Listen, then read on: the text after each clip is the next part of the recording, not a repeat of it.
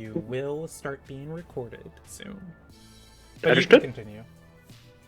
I also kind of want to like combo the deck with some of my Lunamancy abilities, because like that's where like I could draw a card completely blind, throw it to somebody, and just like I throw it to Birch and it just gets stuck in one of her fucking branches, and then I like I use Twilight Sense to fucking register what that card is, and then it's like, oh fuck, gang, you better throw that. But like, well, that depends. Is the curse situation? Are the curses arcane? Are they arcane trait? Because if they're arcane trait, you could totally hand me a card. I could just absorb it, and then I just get better at what I do.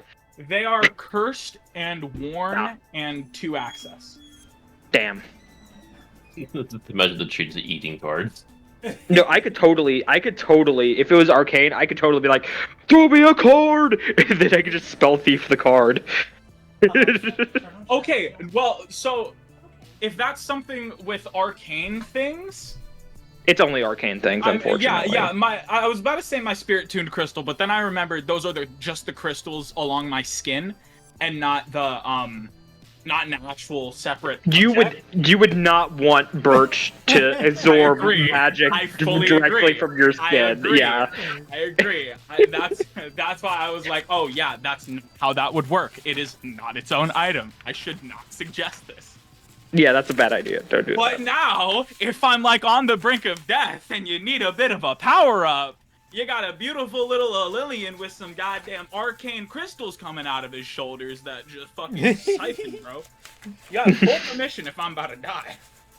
Technically speaking, Spell Thief is temporary, so it wouldn't kill you, but it might have consequences given what I've reflavored Spell Thief tactics to be.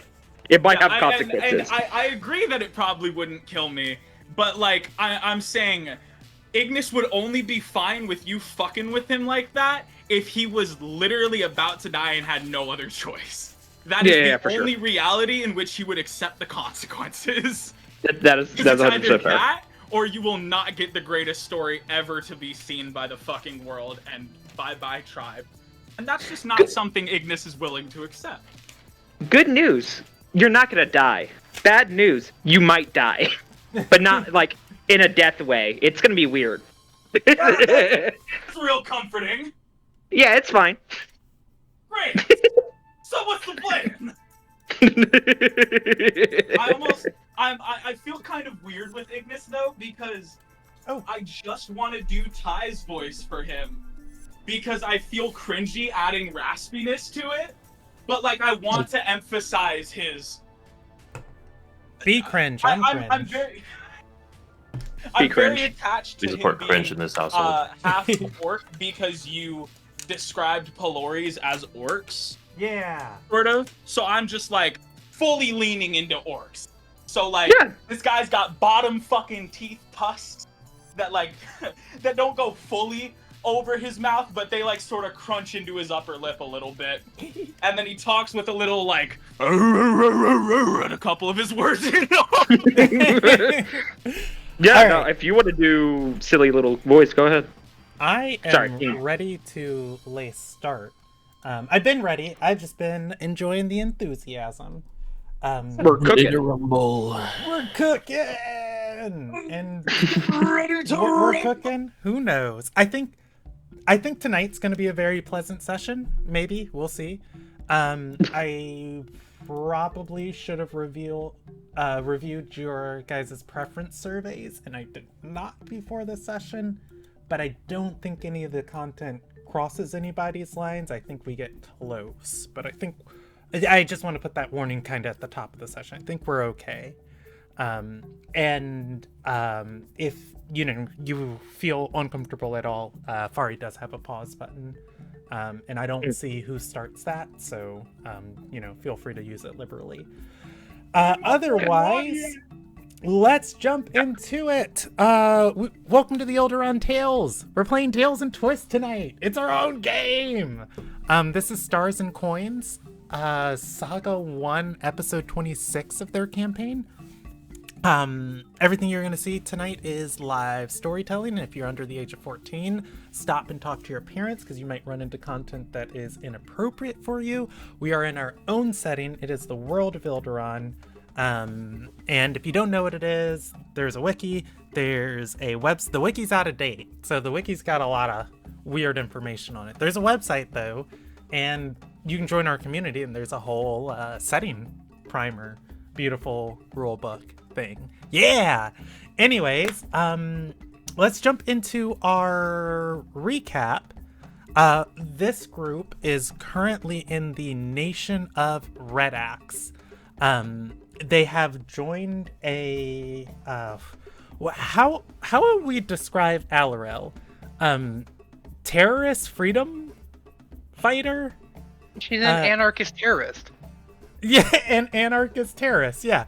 They have joined a anarchist. I don't think that's entirely fair for Alarel, because she's not anti-organization. She's anti... She's fundamentally anarchist, at least in this regard, because she has no, like, designs on what happens after. Like, she's not staging a coup. Yeah. She's created a vacuum. Yeah. She's anti this shit. Yeah, she's anti this shit, and she's blowing things up. The party has joined her circle and is joining in the cause. Red Axe is a place that is infamous in the rest of the world because the main religion of the nation is demon worship. It is a passionate minority that embrace Gendenthel in the country, and because that passionate minority has power, everybody else kind of has to live under this tyranny. The party is working to break the hold on that group's claim to power by aiming to take out their most powerful demon. We tuned in last session to the party returning to their base of operations on the premier airship of their new ally as it was falling and crashing from the sky, as people tried to sabotage and kidnap their friends. After a ton of work and literally rescuing some semblance of an alliance from the jaws of total chaos, the party not only befriended the saboteurs, saved the airship, but has also arrived in Farport.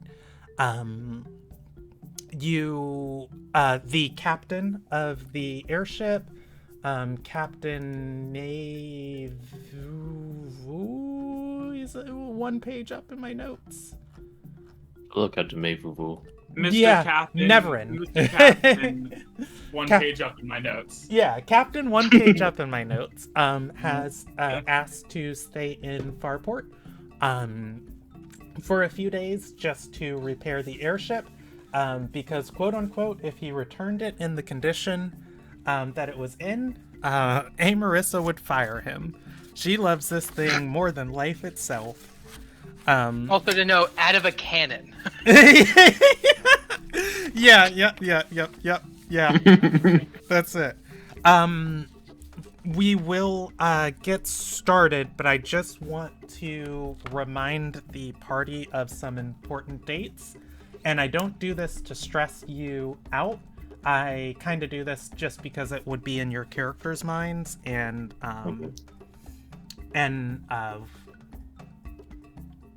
blah, think Emmy. It would be in your characters' minds, and I don't want you to, like, not act within the information that the characters are working on. So you have several important... Oh, you actually only have 2 important dates. On the 14th, the Alliance Council meets and votes and does all their bureaucratic stuff every few months. They are meeting, and all of the representatives have, all the leaders have told their representatives how they want them to vote and what's going on. You guys overheard the political rundown that Marissa was given. On the 14th of Servant, the Alliance is convening a strike camp north of Southcrest to strike Farport and Barbador.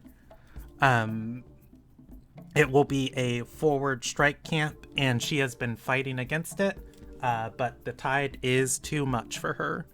On the 16th, the 2nd Regiment is leading a secret attack that the Pelori told you about down the...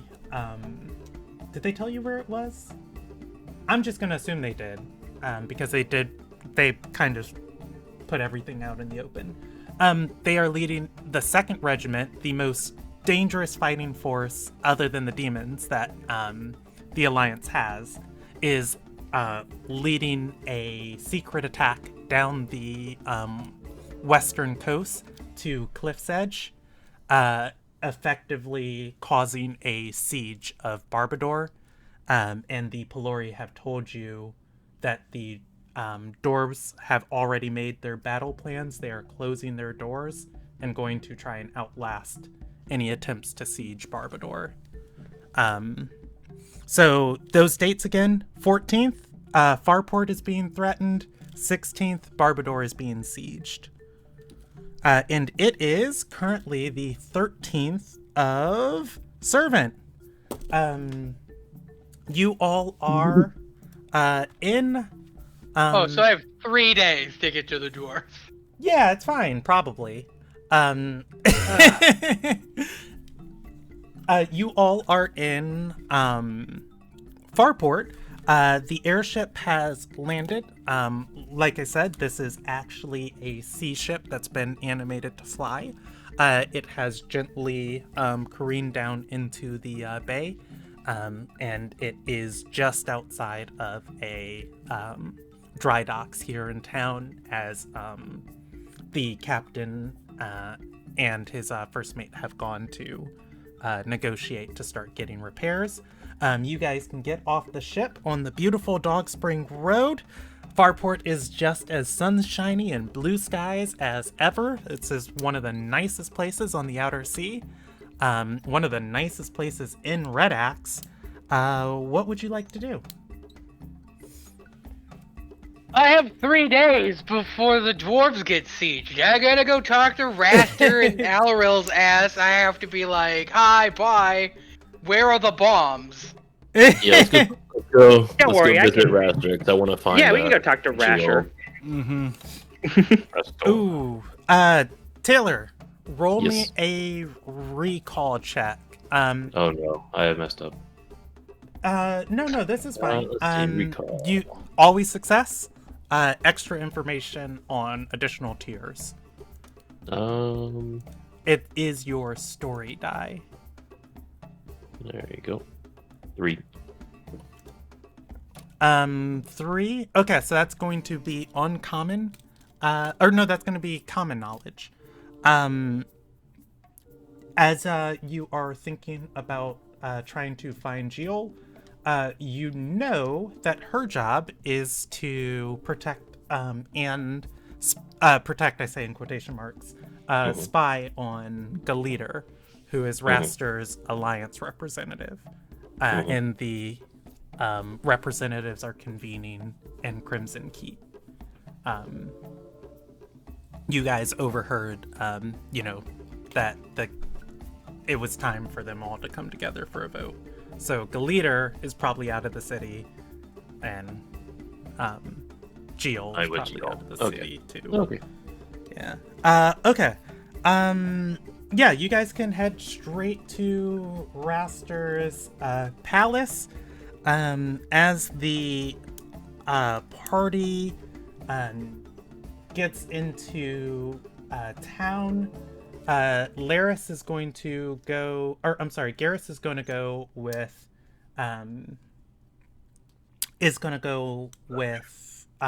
Laya, and Laris, his sister, is going to bite her lip a little bit as you guys start to walk off and say,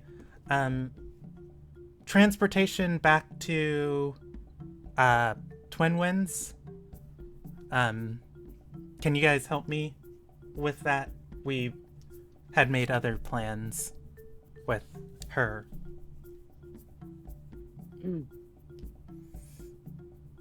Yeah, I mean, we gotta figure out how to get to Barbador in like 2 days, so. Great. We have. I'll explain it later. And Laris will tag along with you. Okay. Rushing to Raster's palace. Actually, real quick, I want to ask Birch, where is my boat? Where is the boat? Don't worry Don't worry about the boat. Hold on. I was going to say, I could use the boat to probably get us there, but does the boat physically exist now and not just where we are? Where is it? I probably can't use that to get us there. But you're the bird? I'm going to... Well, yeah, but the problem is the bird is a teleport to the boat, but the boat exists somewhere else. Magic is weird. I'm going to screen share. Your bird can teleport you to your boat. And is this it? No, that's not the thing I want. Markers. Here we go. Give me a marker. Your boat is north of Farport, on this nice little outer sea bay. It is docked on a sandy shore, with trees overlooking it. Yeah, it's a little bit. To get back to Farport. yeah. I was like, it's a little bit north of Farport. Like, it's on this really nice beach, and it's really nice and lovely. Out north of Farport, that's actually kind of where we need to go. That's where we just came from, I thought. No, we went to South Crest. Oh, why don't we just do that? Why don't we do this airship, though? Okay. I don't think you knew where your boat was. Yeah, you didn't know until just now. Yeah, it's just north of it's just north of here. I mean, like, we could totally stop by Rasher's and then from there, inform him on what's going on, and then just go on the boat and just go. Oh wait, actually, that's a good point. Okay, Birch. Yeah. Fire guy. Ignis. Yeah, Ignis. Did I get Ferris right? Laris. I'm sorry. My bad. For the record, I want to note I would have gotten that right. Okay, yeah, that's understandable. A fire guy actually in character. We're all caveating correctly. It's Ignis. Okay, cool. Remember that. So, we are new friends and allies. Well, actually, I've known Birch for a hot minute. So Birch is weird. Fucked up even. But she's ride or die. Tell me about it. I just want to note that, I'm about to bring you, somewhat potentially, into an inner circle of terrorism and deceit. Whoa, that sounds intense. So, Okay. Sorry. I need you to know that, once you're in, you're in. Awesome. I'm actually a little worried about how on board he is. I have my reasons for it. If we can get a sizable evacuation or protection of Twin Winds, I'm in. Okay. Cool. I think that's Laya's plan, right? So it should be done. All right. Let's get it moving. I'm gonna start writing this down in my journal. Day 1, I joined a terrorist party. Don't record your crimes. I get it. Hope so far her journals are writing the same thing. We're a terrorist cell. Oh, okay. Nomenclature is important for your writing. Alright. You all head to Raster's palace. It is a beautiful, resplendent estate in the middle of town here. Raster, for those who haven't had the opportunity to meet him, is known as Business Orc, colloquially. As you guys make your way up Dog Spring Pier, through the Cotton Road, to Raster's estate. You guys have garnered a bit of a reputation investigating the sinking ships, fighting out the Ruby Alliance, trying to squeeze in on Farport, going to the edge of the continent to rescue kidnapped and enslaved miners, freeing their souls from the binding curses that were put on them, and generally just becoming closer aligned with Raster and Alarel. You guys are heroes here. And it's ever so often people recognize you, maybe one of the goblin miners, one of the free slaves, like, or back living their life, or maybe a community member sees and knows Krishna and kind of like, oh man, hey. Look at all this emotional investment. It's too bad they're gonna die horrific war crime related deaths soon. Jesus. And hell? Nobody stops you from going to Raster's Palace. And like I said, you guys are a part of the inner circle.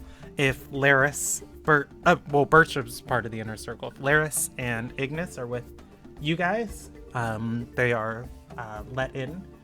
You can roam Raster's palace freely. Are you guys trying to talk to Raster or Alarel? I feel like it's Alarel that we want to talk Alarel. to. 'Cause Okay. She's our terrorist crime mama. Yeah. You know, Alarel has repurposed the catacombs into not only a dungeon, but her preferred base of operations within the city. It's a little bit creepy and a little bit terrifying, and it's easier to teleport down there because a lot of the Wonderkin can just blip from here to there. But you guys find the ancient passages in this place that Raster built his estate over. You can march down into the crypts, light a torch through the darkness, and weirdly, you all are going to hear singing, a strumming instrument, and a duet as you are entering the main hall of these crypts, where you set up your pseudo prison. As you guys step in, you can see there is a Wonderkin. I don't think you have met them yet. She is sitting on a box next to the cell. The cell is open, and Dowie is sitting on a box strumming an instrument. They are singing together about how their life did not turn out how they wanted it. And as this is Dowie? Yes. As your group enters, this main lobby, she's going to look over and say, "Back in your cell, prisoner!" And she's going to snatch the mandolin from him. And is going to say, "Oh, yes, I'm Can I beat him with the mandolin?" No, she closes Dowie, the they're letting you have fun and stuff. That's good. God. Oh, you can keep it. It's a pretty song. Why'd they stop? Yeah, you can keep it. It's fine. Can I still try to attack him? No! No. We've committed enough war crimes. That sounds like a bad idea. like Dowie, It's like bear cell, the cage, or the door of the cell is not to keep Dowie in, it's to keep Krishna out. Right, at this point, he's in protective custody. Is that mandolin open for anyone to grab? The guard has it. Do you want to ask her for Can it? I have that? She's gonna say, "Yeah, I don't even know how he got this. Here, take it away." Can I just Let shave me have off it. a little bit of wood from, or whatever it's made out of, from the side? No, in no way that would obstruct the instrument's ability to perform, but enough to get something to burn for later. There's Yeah, any totally. use for. Do you have any use for a mildly scummy but overall good-hearted assassin? Dowie in the corner of the cell, like back to the wall, as Krishna is like trying to. Also, Easy reach asked through that it. while he has like one arm out to just make sure Krishna stays. Yeah. feel like- Laris is gonna say he's kind of pathetic. Oh, he's super pathetic, but he's actually really good at his job. It's I really hard. think I want him dead. It's actually kind of weird. I feel like there's a coin flip, right? He's either so pathetic that you just hate his guts, or you kind of think he's like a little puppy and you just want to put it in his pocket and keep him safe. What's his crime? Trying to kill my dad. He stabbed us. Oh yeah, he does assassin-y stuff. He used to do it for the Shadow. I was paid. He worked for a company. That's already a crime. from the back. Real. From the Red Alliance. The Ruby Alliance, yeah. Oh, the Alliance? Yeah. Does he still work for them? I've Probably been not. down here for a week. It's been a week. Yeah. It's been I thought months. it's been longer. Yeah, it's been about a week and a half. Oh my god. He's probably still employed then. Yeah. And she'll say, if you want to come to Twin Winds, you can join any Yandar you want. We could teach him to hunt. Do you hunt? He hunts human. He hunts Sarai. No. Let him talk. Let him talk. I like Dowie. Dowie's gonna. Chris is now going to look at help with daggers of like. Yeah, and there's a bit of fear of like Dowie's like I could learn. I don't think I've got much left for me in Farport. You're not allowed to use your overpowered poisons. At what point does E.T. just put his hand over Krishna's mouth? I'm already. wait, overpowered. You're already poisons? being. Um, You're already being like barred. Yeah, Laris is but, gonna like, speak up and you say, just put- he's an alchemist. Yeah, I of don't sorts, know right? if he do made you them. wait? Do you buy them or do you make them? He's gonna say, I buy some, make others. Yeah, so he's a bit of an alchemist. We could use that. Is he safe? The If guard Krishna's is around, he going won't be. to shake her head. Say, no, absolutely not. He should stay here. Is this guard a woman? Yes. Got yourself a crush on Dowie? Is that what it is? You know what? think that's She what it is. is gonna think for a moment and say, no, it's just hard to find things on this side of Ilderon that resonate with me. And he So does. the answer is yes. Emmy, Yes. can I activate natural allure and read Yeah, sure. emotions? Let First, she's me gonna tilt her look- head and her hair glows a little brighter. Yeah, let me look at that. So, you can sense the emotions of creatures within close as auras of color around them. I think you wouldn't. So, you would see love, but love as colors in terms of like the aura would be these sets of warm colors. And once you get into your graphic designer eye, there's so many different types of love of like Right. you know, you're not just looking at purple, you're looking at magenta or lilac or, you know, all of these Right. just different shades and tints of colors. I would say you see compassion within this person's within the colors of this person's aura. And I would say that, Birch, you might read this as the same of like somebody having a dog that they love.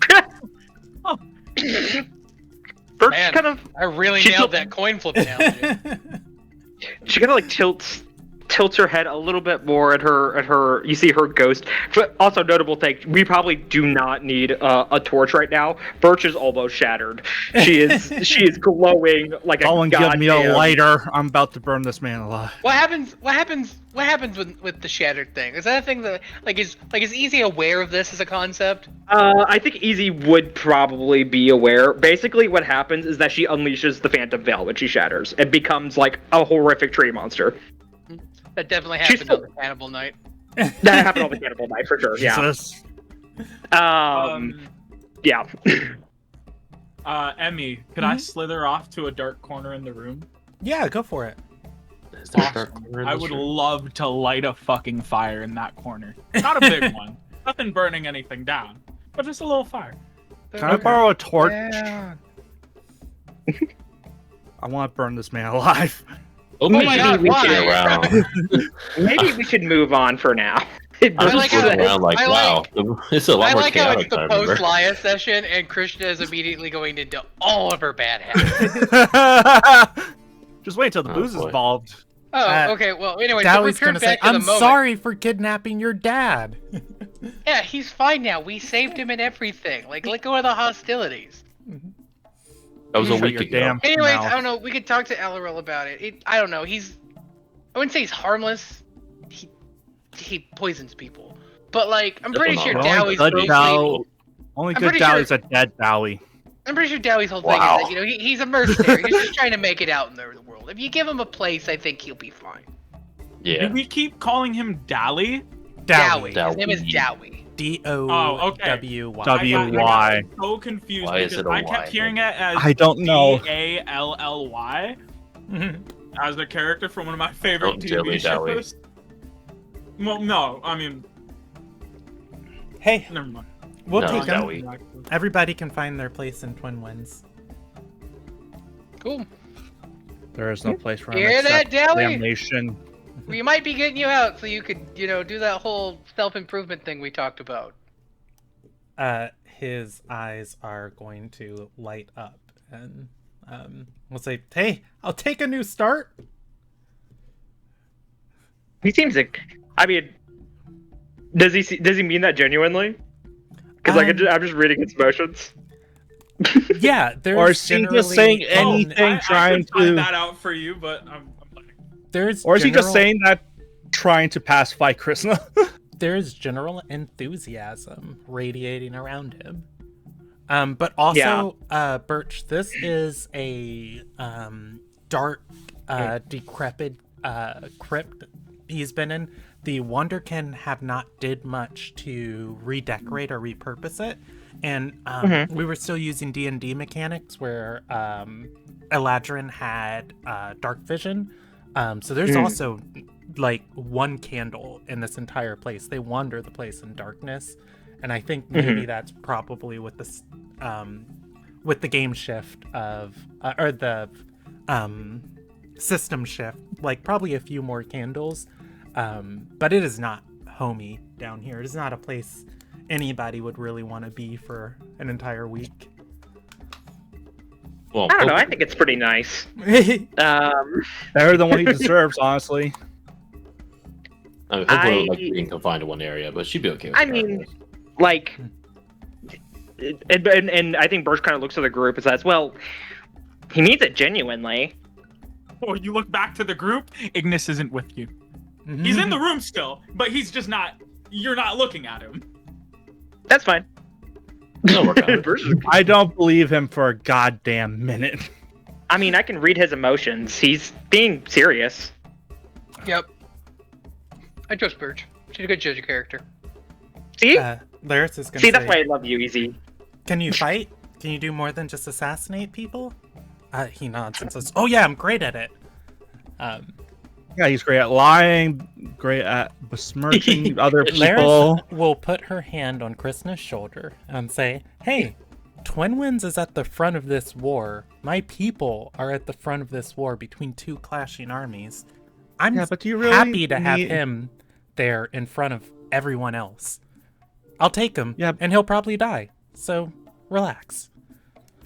Dowie's Yeah, but gonna it's not say, by my "Wait, hand." can I stay here?" Now you're going to the front, bitch. I think Birch, that being settled, kind of like looks over at Ignis and says, "What you doing?" Also, don't worry about it, Dowie. Seize destiny. Or die by my blade. Yeah, I think Dowie's just a little bit mortified. But ultimately, like, yeah, destiny. Okay. Also, at least if it goes really wrong, at least you get to die breathing real air. Yeah. Yeah. I miss Yeah, the these sun. catacombs aren't too great for normal people, I would imagine. Trust Bert, she's a tree person. Well, I mean, I'm also a ghost tree lady. This is kind You of prefer home. moonlight? I prefer dead things, and got gestures towards the entire catacomb. Yeah, there is moss. Oh and- man, Cannibal Holocaust was big for you. Ooh, it's awesome. Oh yeah. Oh yeah, it was great. There's moss and lichen like everywhere down here. Okay. So Kyle? Ignis, what are you up to in your corner in your fire? So, lighting my little fire, and he's cupping his hands around it to let it sort of grow a little bit, unopposed to the wind. And then I'm gonna use my empowered flame to make it moonfire. And then I want to throw the shavings of the that I got from the instrument into the fire. And I want to ask it if it can play back the song that the two were singing before we end. I actually didn't write it out, but I thought about it a little bit. You don't gotta tell me what the whole song was. The whole bit is Ignis really enjoyed the song, and he's gonna look at Birch and go, "Oh, I really liked the song." Have you ever heard that weird country song, and I don't remember what the name of it is, of like, I'm a little bit country, I'm a little bit rock and roll. Yeah. And it kind of goes back and forth of just like it's that, and it's basically talking about the kind of mistakes they both made along their life. They both feel a little bit lost. Neither one of them ever thought that they would be here. You know, Dowie wanting a life of riches, and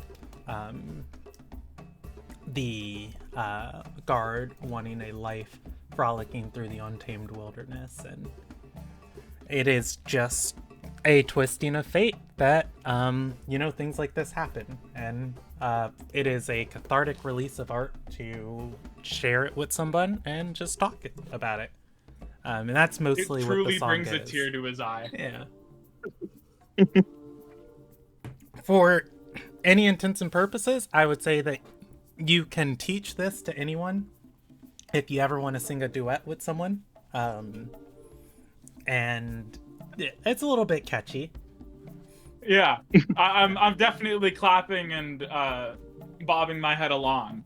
Okay. I also wanted to bring out my deck real quick and just shuffle it and flick out a card from the middle without looking at it, like without looking at the front. I want to catch it, keep it facing away from me, and then put it in a pocket separate from all of my other cards. Okay, So I'm just taking a random charm and or curse from this moment and saving it. since I will determine what that is now. I was gonna say I determine what it is absolutely on love the, that. I'm gonna minimize the stream so that I don't spoil it for myself. No, I'm rolling for myself. Okay, So awesome. evens it's a charm, odds it's a curse, and I'm not telling you what I rolled. Awesome.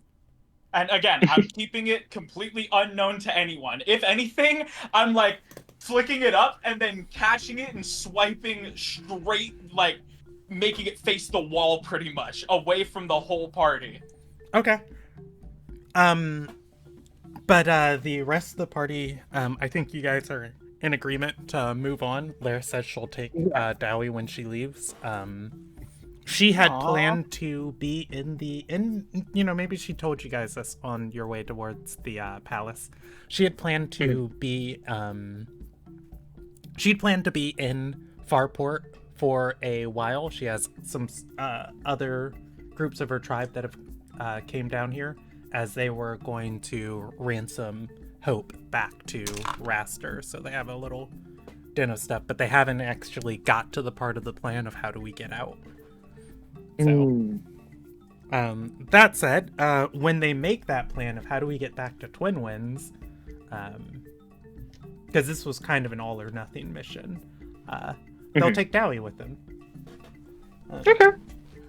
And then he can go fight some second regiment. You guys, Dowie? Go ahead. Is Dowie visibly injured? No, he is not. Okay. Not yet. Okay. He was. You guys broke his leg. Yeah. Then Krishna kicked his balls. Yeah. Yeah. The Wonderkin are not actually. They have no concept of how to treat a prisoner. Dowie is barely even a prisoner to them.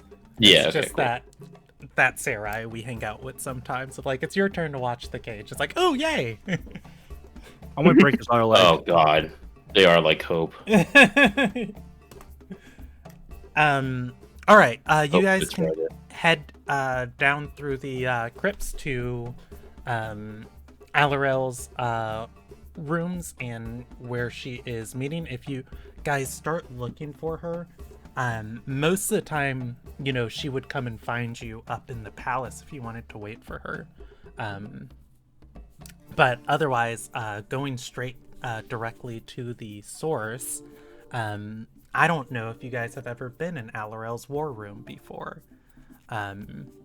As you go deeper and deeper into these crypts, you listen and you hear the faint sound of voices coming closer. There is a Wonderkin sitting on a chair, leaned back, and he is whittling a small little charm. He has a sword at his side, looks up at you and says, "Oh, the new members of the circle. Birch," and looks at Ignis and says, Ignis. "Is he in the circle? Never seen him." He's just gonna nervously smile. We've adopted him. That young, please. 27. I'm 36 and Birch is unimaginably old. I am very old. He's older than me. I'm 26. There aren't quite words for it in common. As he switches to speaking in Sulami, does anybody understand Sulami? I should. No. I speak common, a language that's been erased from existence, Yeah. and glug glug. I should probably know it, considering. I feel like I should, because I should have some knowledge because I've been working with these people for a bit. But that's how the cookie crumbles, man. So if you don't have Sulami, it's not that you can't understand him. It's that you're only gonna get parts of this, of the bits that you do know. You can know ikidakimasu in Japanese means thank you for the food, even though you don't speak Japanese. So it will be a story check, and I think I'll contest you guys on easy. It'll be a story check, or actually, you know what? Yeah, we'll do a story check, and you'll be trying to beat a 5. Am I rolling this? Are we all rolling this? Anyone who wants to. You don't have to roll at all. He's having a conversation with you, but I just don't think anyone entirely understands what he's saying. I'm never getting to that 6. Could I, It's fine. When I remake easy, I'll just make that die the 12. I mean, I could, That is right. I could spend one of my secret talents just to, because I should probably know it anyways, realistically speaking, given my my hundreds of years in the water wilds. Yeah, I but how should much of that probably time know did it. you use hanging out with Wonderkin and not making them run for the Probably. hills? That's a why I good feel like point. I should know. That's a good point. That's a fair Yeah. point. I'm going to spend points to pick that up because Hope should know that. Hope would obviously spend some time with Wonderkin. Okay. I'm I would comfortable hope spending so. points when I know I'm about to just undo this whole sheet. Yeah, Hope, if you want to spend a secret talent on it, that is chill. You can speak, read, write, whatever you want for Sulami. As he starts speaking, it is a language, Hope, you haven't spoken in a long time, of like, oh yeah, That's your native true. tongue. He is going to point to Ignis again and ask, before he asked, is he a part of his circle? And Common just doesn't have the way to express this with Dahliaths. In so much as instead he's starts asking, within the circle, where is the place that Ignis falls? Am I now married to this person? Like, not is he with us, but are we bonded? Mhm. Do I have a new husband? That's your problem. Are they in the circle? This person? Everyone who's Yeah. allowed into these catacombs below, other than Dowie, who you guys source here. This is Alarel's inner Okay. circle. You guys are all a part of her personal Okay, Dahlia. then yes, you are now married. Congratulations. Congratulations. He'll when you say that, he'll look at Ignis, stand up, arms out, and embrace Ignis and say, Cassil, hey, keep me around for my skills with the blade. He runs a knife through his fingers and he hugs you. Weird. I know it. I almost thought I runs a knife through Ignis. I was like, what? No. He does a little trick dancing the blade around the Okay. back of his knuckles. He does the Jack Sparrow thing with the coin. Yeah, Yeah, you guys saw him using a tiny blade to sit and whittle a wood charm. All right, well, up to you, Ignis. He's hugging you.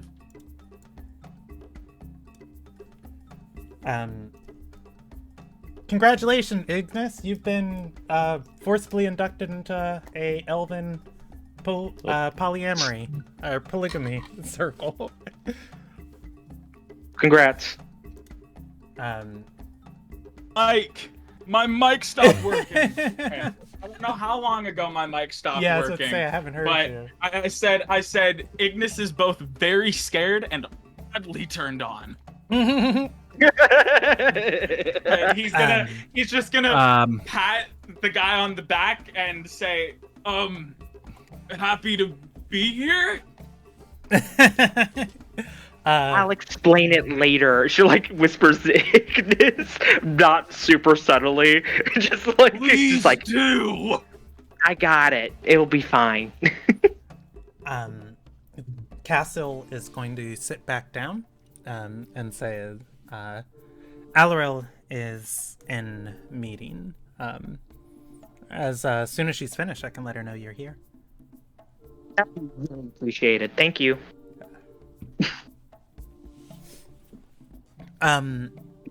Yeah, if do you guys want to wait outside this door? You can hear what's going on inside. They're not exactly being subtle or silent because they're 40 feet, 30 feet underground right now. I don't want to go up to the wall, but one sec. I wanna look at the description of an ability real quick.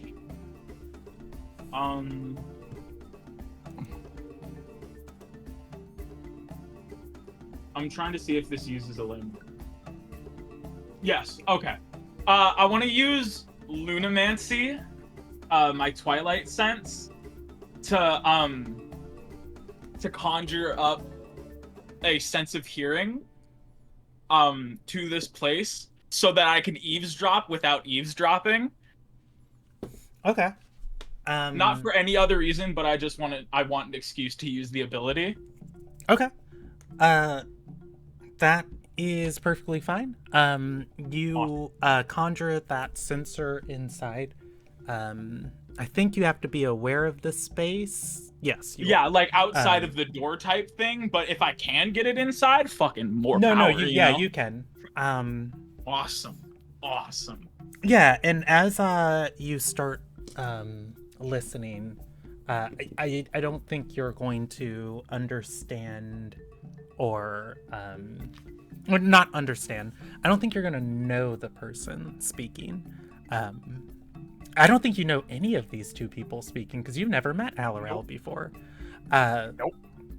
Yeah, one person is gonna say, I don't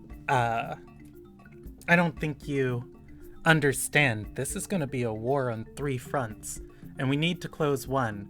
Never by the sea. We don't ship. We don't invest in any boats. We don't send any of our agents there. We've allied ourselves with Red Axe, and that sea witch attacks Red Axe ships. We can't take the chance.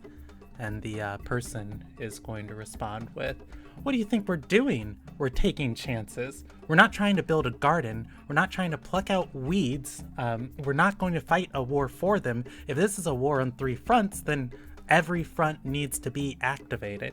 Yes, we keep the sea open. Yes, we keep Southcrest open. Yes, we keep Twin Winds open. We're seeding a forest. We're cutting away the brush. What grows will grow. Alarel, you're so fucking stubborn. How many people do you have on the coast? 100. Take the 100 and make it hell. Make it feel like 1,000. Yes, ma'am. And there is a growing tension that I guess you can even feel as the censor is silent. She's gonna say, you know, if we take ships up and down the western coast and that sea witch attacks us, everything here is done for. Alarel is going... Well, you can't actually see what she's doing. You hear a... as things are thrown off the side. She says, I have the rest of our circle working on Southcrest. If we get Southcrest, we close the front. Will you be happy with that? I can make that work. Time. How much can you buy me? 5 days? I'll take 5 days. There is a... the sound, I guess, of like just muffled fabric moving against each other for a second, and then footsteps, and the door opens. I real quick did want to like tap Easy on the shoulder and like whisper, "What's a sea witch?"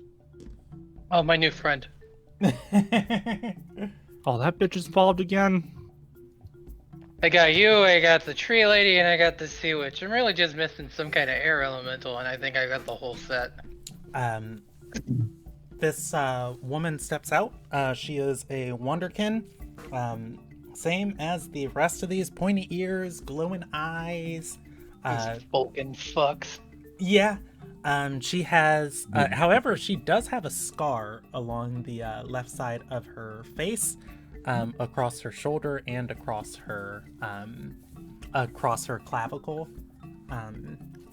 And she's going to look at all of you, smile, and say, "Good to see you, Easy, Birch." Hi. She's going to keep walking by, and the war room, everything looks like a mess. Things have been thrown on the floor, maps overturned, scrolls down, inkwells shattered. Alarel is standing next to the table with the door open, eyes wide, hand on her forehead, says, "Oh, gods, I didn't know you all heard that." No, it's I'm good. I like it. It's a passionate, visual. and I try It's a and keep visual this. representation of Red Axe at this exact moment in time. Yeah. She's gonna say, "I'm passionate, and I try and keep it that we have a much firmer grasp on things to everyone else." Oh, then we should leave. No. Let's go to a nicer room with things set up. We can sit down, talk. You guys want light? You guys like light? She Birch points doesn't to- actually. Birch points to her hair, which is still glowing bright blue. And You need to Alarel- keep that in check. You can't go all cannibal holocaust until we get to Barbador. Oh Alarel's- no, we'll get there. It'll be fine. Alarel's going to say, it seems that your return is fortuitous as your place in this becomes more pressing. It's even more important that we get a plan for Southcrest sooner than later. And who's this? Points at Ignis, points at Laris. Laris. That's Ignis. I don't have a great read on him. He seems nice. He's made of fire. He's a fortune teller guy. Made of fire. You know, he seems fine. This is Laris. Laris is part of a Yondar that resides in the Twin Winds. I don't feel like telling all of your business, so you can tell more of your business. Alarel is going to ask the same thing Cassel asks, and in common, you know, it just comes off as, is he a part of the circle? I guess, you know, I mean, he's here, right? So I guess that technically makes him part of the circle. Alarel will hold up her forearm to Ignis if he wants to cross and tap it. He's welcome to. Yeah, I'm gonna. she's- Can you be like a probationary husband? Like, Yeah, she's gonna say, "I don't share intimacy with everyone within my circle, but welcome, make yourself useful, and somebody might, or you might catch somebody's eye. Regardless, I try and Good luck give you with all that. great opportunities, and I love that you're here." Yeah, I do feel real welcomed by this group. Yes, still curious about a lot of stuff. Alarel puts up her hand, kind of blocking her mouth from Ignis, and mouths some things towards Easy of like, you? Ignis? Question mark? Huh? no, I found him on an airship. Okay. In any case, welcome. You trust him, I trust him. Of any of the new hires, technically speaking, it'd be more likely to be Birch. I mean, like, I've been here. Just, I didn't know you were also here. Yeah, well, so that doesn't count. Easy.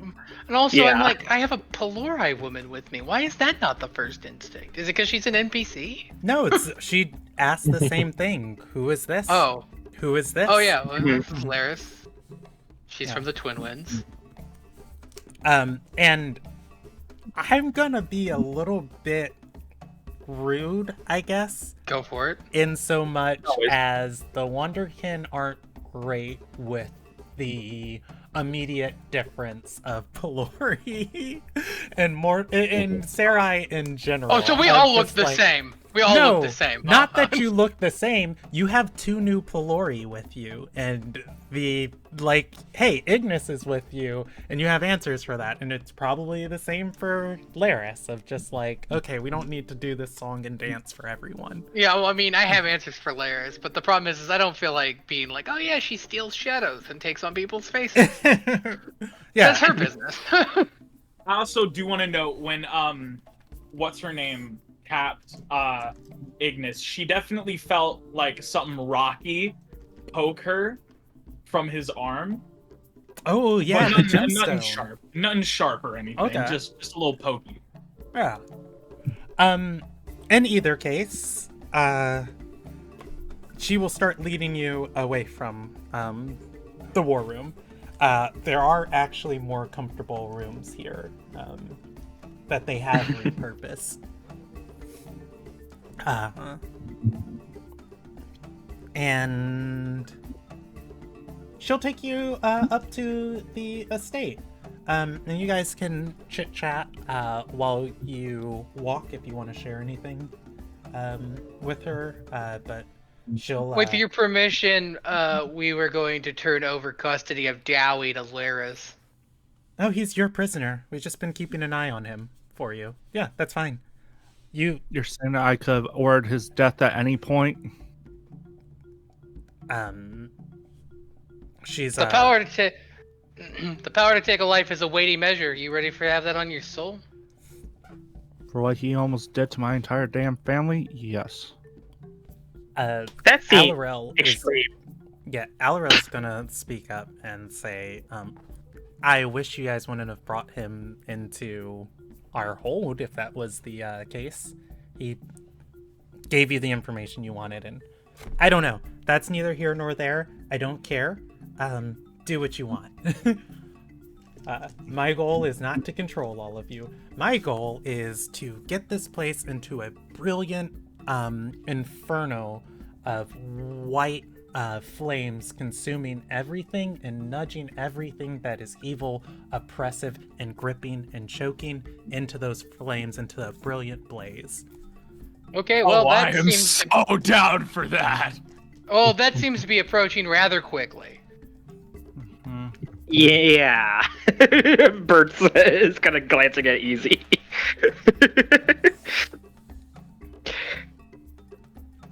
Ignis is also gonna tap Birch on the shoulder real quick. Yeah.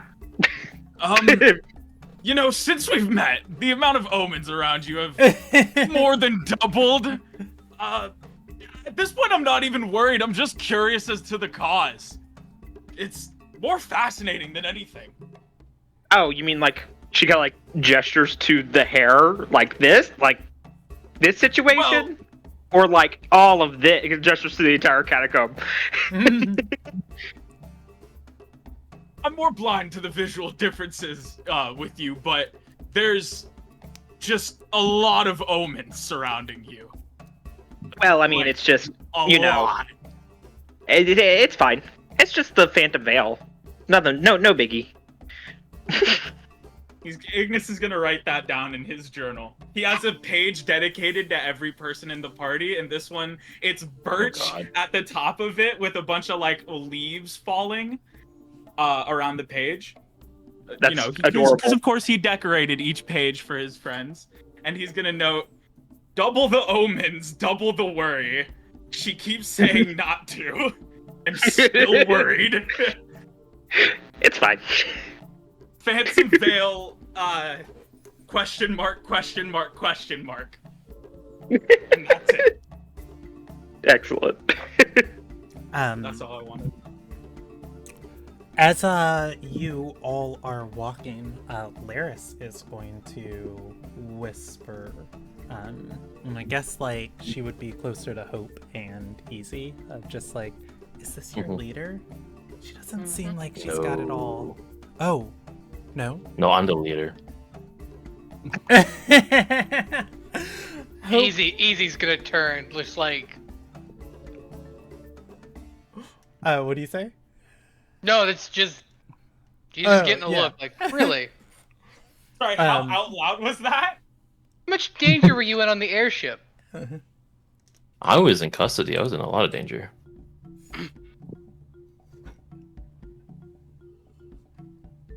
I'm pretty sure the conversations down there went pretty smoothly. I was there. Laris is gonna say, wait, you're the leader? Find that hard. No. Right. No. So, Third question is, who do you think is the leader of us? I was kind of under the impression it was easy. Alirel is gonna speak up and say, Does our circle even need leaders? We all work towards a common goal. Laris is gonna say, well, the best goals happen when there's somebody who can captain the ship. I'm just used Really to good at looking up to captaining ships. somebody. It's usually my chief, but he's not here. I miss him.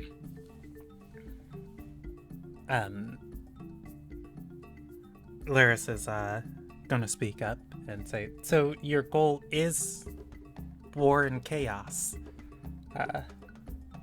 Alarel is gonna thin her expression and say, no, I don't think that's a fair assessment of what we're trying to do here. You have an army sitting outside Twin Winds. Well, are you conquerors? Alarel is going to shake her head and say, oh, okay, well, you've been looking into our affairs. Yes, we do have an army. No, we're not going to use it. We're not here to do the fighting for you or remove the fighting. Well, excuse me, what the fuck are you doing then? You're destabilizing our nation. Alarel's gonna say, what you have is barely a nation, and if you like it and you want to cling to it, you're welcome to leave. But what we Wait, hold on. Go ahead. Doesn't the information I was listening to sort of contradict this? Weren't they like planning to make an army of 100 feel like an army of 1,000? And this is not being said in character. This is me like out of character trying to compare the information I'm getting right now. Yeah, I don't think you have all the puzzle pieces. Alarel, and one of the things you guys were told, not you, one of the things you guys were told was that Alarel has not been forthcoming with all of you. The news that Alarel has an army is new. It's you guys have been operating under the assumption she has had dozens of guerrilla cells of 12 people here, 5 people here, much like yourselves. Basically, we're at the we're at like the midpoint of Star Wars Rebels, where we realize there's not just the Ghost, but we haven't quite gotten to the point where we are the Rebel Alliance. Yeah, Alarel is going to exhale a little bit and say, right now, what's happening, what's taken place here, it's something that my people, me in particular, I cannot stand to abide and let this happen.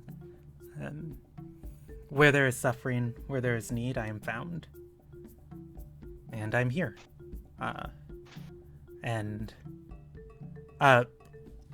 Birch, I'm gonna give you free information, and go ahead and roll me a recall check, because I would love to do that. yeah, your character is positioned to actually understand Alarel in a way that nobody else can. That is true. So that is recall, you said? Yes. So that is a world. Yep. Okay. And you can use ancient history or recent history for these if you want. I mean, I feel like I gotta do ancient because who else can do ancient other than me? Because I'm fucking old.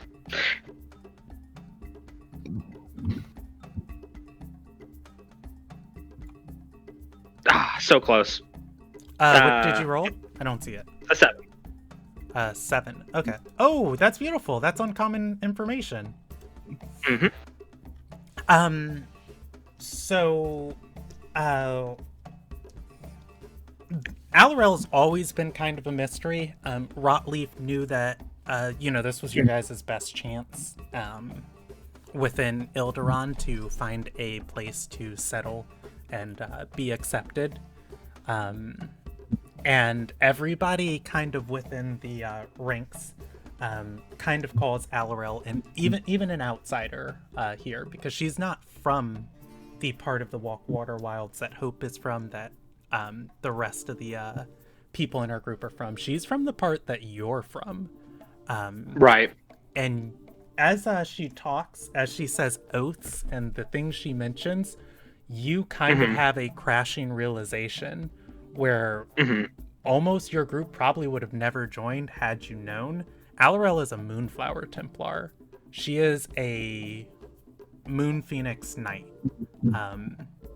Or at least she has ideals synonymous with them. These are the people, when the Phantom Veil would take over a region of the forest, would come and burn down the forest. Right. And I don't think anyone else in the party would be able to like be positioned to understand that. But as she's like explaining like what she's trying to do here, she's cleansing corruption. Yeah, it's kind of like crashing into of how dangerous Alarel is, because in the extent of other systems and other worlds, Alarel would be essentially what's a blackguard of, the Walkwater Wilds, of like a dark paladin. I think... Go ahead. No, I think Birch kind of says...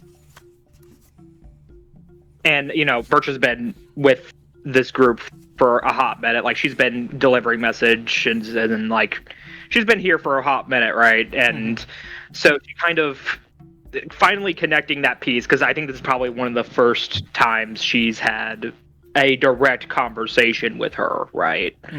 I think Birch kind of almost absent-mindedly out loud says, "Were you a Moonflower Templar?" Like a legitimate question. Like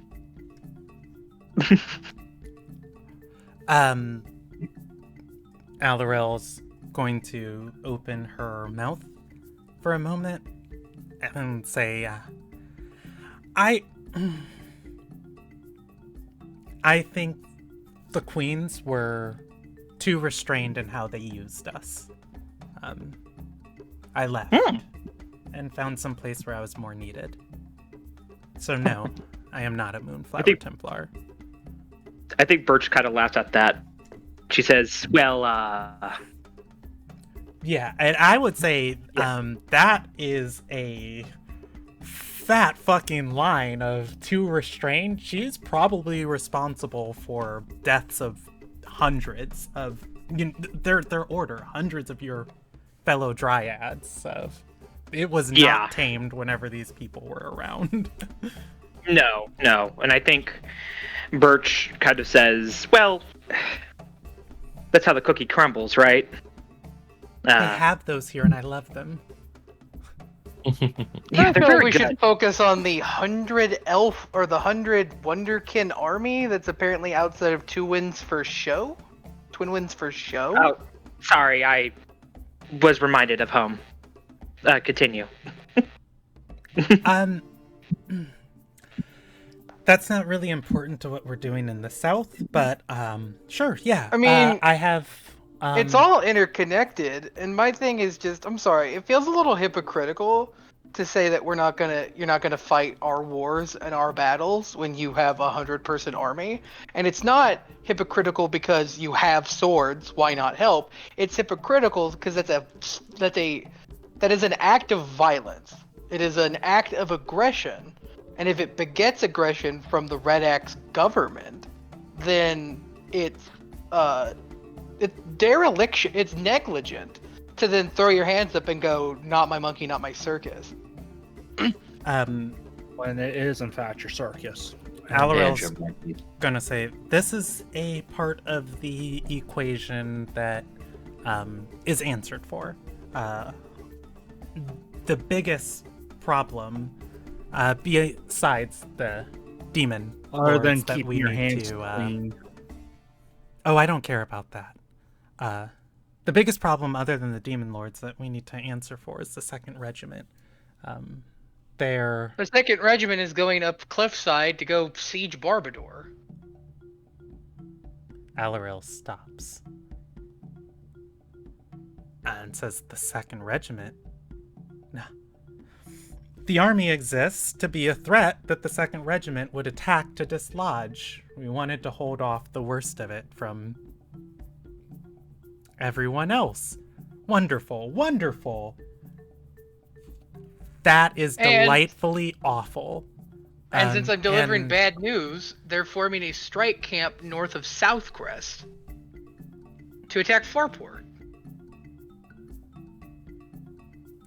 Alrel's pace whippens as she is practically running to the estate of just like, hey, get me a scribe in the meeting room. And one of the Wonderkin wandering the halls is gonna run off. Another one walking by, Alaril points and says, wine to the meeting room, bring me honey mead, please, now. And the person is also going to run off. And Alaril is getting drunk, it's bad. going to step into the room. This is that double layered, that 2-story room with the balcony to watch and the large table in the bottom. As she starts pacing and says, the 2nd Regiment is going in the opposite direction of our army. Laris is going to say, yeah, we got one of ours into their camp. We stole their orders and they're moving down the western coast. That's our weakest front. That's delightful. This is not a problem at all. It very much looks like a problem on Alaril's. I was really about to like leans into Birch. It's totally a problem. You can see it in her. Birch is gonna. Can I hold out her hands and she says, "All right, let's calm down." And she's gonna once again, and she's gonna do specifically because I technically have already used my other thing, so I'm going to use Dryad's Path instead. And everyone kind of sees some flowers grow around the room,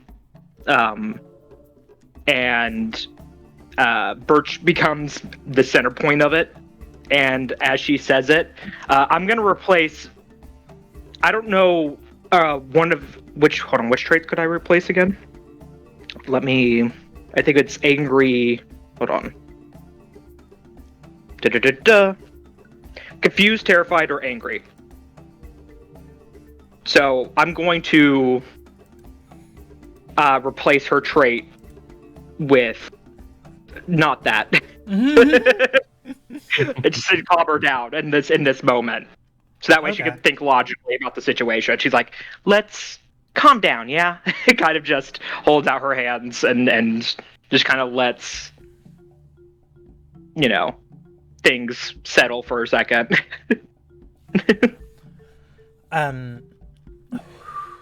Alaril is going to breathe deeply and say, this was something that was a possibility. We haven't gotten to the part of our plan where we are empowering Red Axe yet. We don't have Well, it looks like we have to do that. Oh, we're working on it. We needed all of these before the regiments started marching, before the legion started going. We needed all of these Yandars out of these open fields. Laris is going to say, why? Because this place is going to be a bloodbath. Alaril responds. Laris is gonna think for a moment and says, if you get them on your side, you've got a network of people stretched out into the land, far before any enemy can march there. Okay, new plan. We need to start empowering some of these Yandars. Send a group of 3 people to each one. There's thousands of them. See what we can do.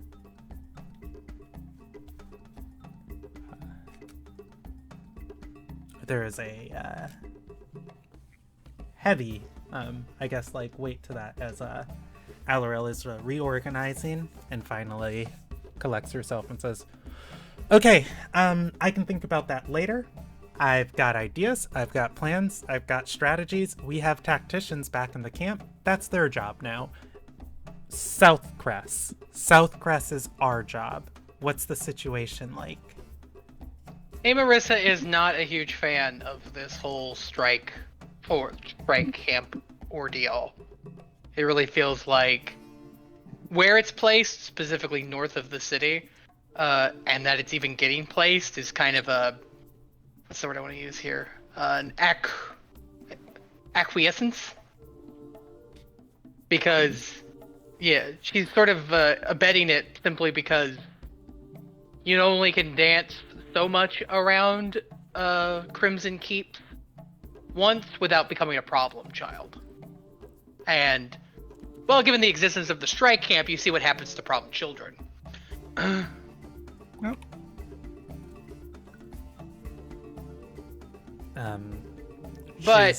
Oh, go ahead. But, so the strike camp is going to exist, and it's kind of do its thing, but we have enlistment of the Shiverspine pirates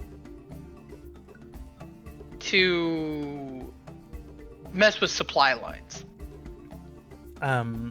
From the distant echoes of the southern, or of the western straits, you hear Myra's voice of, "We're privateers." I get. The Shiverspine privateers. I correct easy on that one. I really don't want to hear the distinctions of pirates versus privateers from a man that was going to burn a prisoner alive. Alarel is going to say, "Okay, good. Is there perhaps leverage we can work on? Something she wants?" She wants Southcrest to be left the fuck alone. So I don't know what leverage point you can really push there, right? Because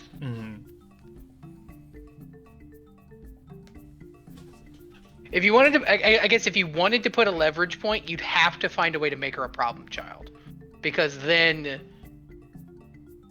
I don't know. I don't get the feeling that Marissa is. I get the feeling Marissa is out for Marissa and the people of Southcrest. So, if she draws the ire of Crimson Keep, I think her hand is going to be forced, and I don't think... Because I think once you hit that point, it's saving your skin. It's not begging for mercy. But I don't feel comfortable putting a big target on Southcrest's back just to get them into this fight. That might be the only thing we can. Let's carrot them. Carrot then. No stick on this one. Wait a minute, couldn't we just lie and say that forces are going through the Farport?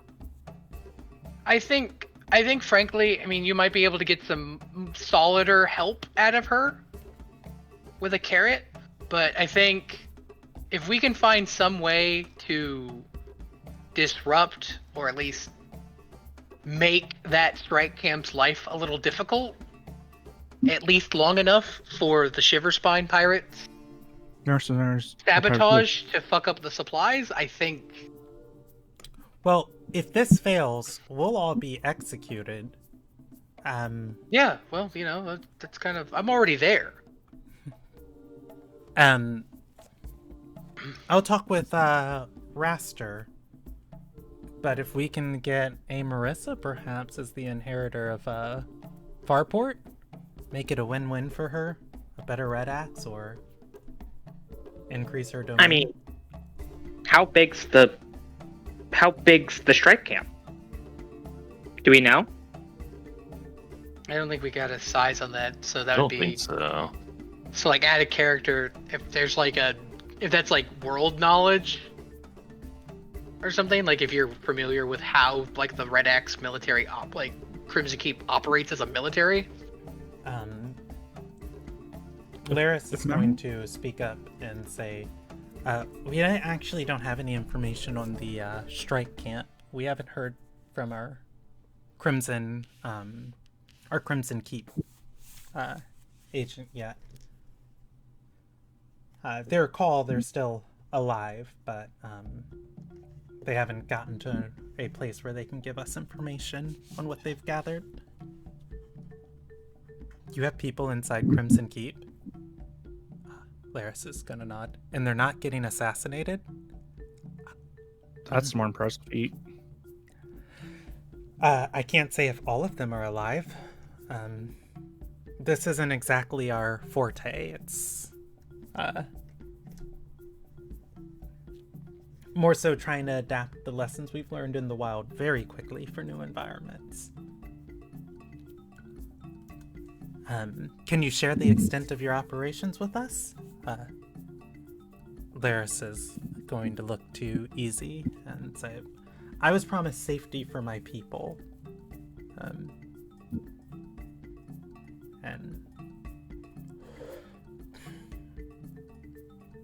If the 2nd Regiment is ignoring your army to go mess with Barbador,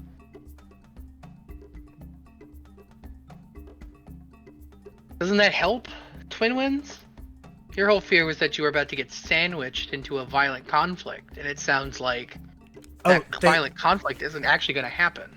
They did tell you on the boat. They didn't tell you. They told you they're not doing this for them. This is a suicide mission for them. The reason why they're here. They're doing this for Farport.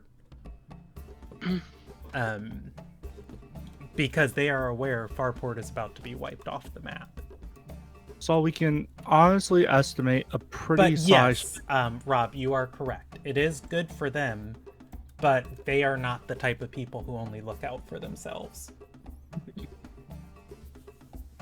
Krishna is going to speak up because they probably did mention that like the reason why they were raiding the airship is because of our port being wiped off the face of the earth. You can haphazardly make mention of size going to be big. Especially for a city of that size. Well, no, the other thing too you have to remember is what we're dealing with here, right? You know, it's not just say, samurai soldiers. They're gonna bring artillery. They're gonna bring, like demons and shit. The other thing too, though, is that we live in Red Axe. We're all hardy people who understand that violence is a way of life sometimes. But I don't know, Alaril, how much does Raster understand that he's about to get fucking shellacked? I think that is actually a good point or a good point to kind of move this scene forward, as it was about to happen anyways. As the assassin's breaking the door. Yeah, door's gonna break down, or not break down, is going to fling open. Raster stomps into the room for one of the first times you see him with genuine emotion and anger on his face, as he has a letter, and he says, these are the leader's notes of the votes. War, Alaril. They're voting for war because of us. Well, that answers that question. And Alaril is going to say, Raster, I promised you no more Monties. You promised me no more Monties, but Alaril, this is war. She's The fuck is a Monty? You say that, and Alaril is gonna say, oh yeah, you all came in later, after our agreement. Raster will say, Monty's a fucking tragedy. And he'll explain it to you. No, I think I get the idea. It's about what's about to happen to Farport if we don't get our asses in gear. No. Monty is a person. And Raster is going to say he's a kid that Alarel brought to me. It's how we met. And if anybody wants to hear the story, he will continue. But otherwise... I mean, I'll interrupt to basically be like, look, this is all possibly perfectly good tragic backstory, but I don't think it really, Yeah, Let's we talk don't want about it that when thing we to avert happen. this particular crisis, Raster. Raster is going to say,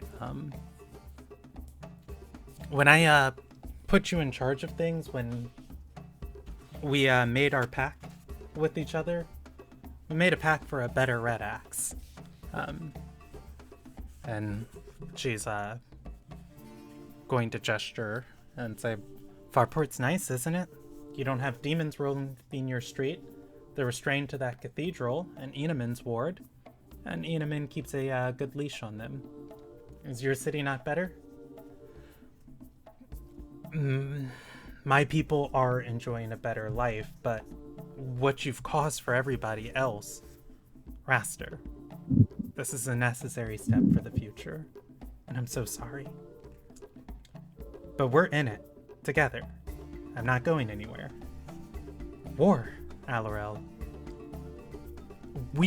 I don't think you understand. We don't have the numbers for this. This is a numbers game, and the numbers do not add up in our favor. Well, that's what you do. Numbers. Make them work. Why not? If we fight, if we can give what we enjoy here to everyone else, of course I'm in. Of course I'm down. You fight dirty, damn it. I'm Krista just going to speak up. here for fighting dirty too, but a war effort, it requires logistics, people, refugees, food, supplies, Right now, all I'm transportation. hearing is bureaucrat bullshit about Okay, why look. you can't. No. I really Raster like. is going to point to your Krishna righteous and fury, says, kick but- her the fuck out of this room. My people are on the line right now. We need to the adults need to talk. Yeah, actually, you know what? I'm going to engage with that. I'm taking Krishna out of this room. All right, fine. Krishna, you are removed from the room as I was This is just sweating profusely. Like, why? What is going on? Alarel, Raster is gonna say, oh, we're going to push for peace, and I'm not against what you're doing. Hell, I like it. By the bridge, I like it, but I need time. We need the numbers. We need the supply lines. We need the infrastructure first before we can do what you're envisioning. Raptor, we're past that. I have contacts. I have guilds. I have groups. I have A Yandars strike I work camp. with. A strike camp is being formed north of South Crest tomorrow. I don't know how long that'll take. I don't know, like, how quick they could move out of said strike camp to get here. But the problem starts tomorrow. And I need to let you know that that problem, maybe you got, like, Galeator's notes, and that's in the notes, but that was happening probably with vote or no vote. So the clock's ticking.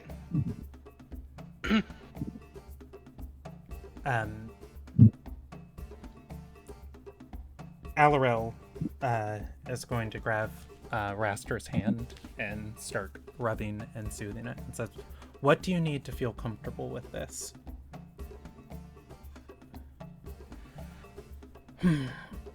Supplies that will last at least for double our city. for half a season. Ways to move goods that aren't dependent upon our port.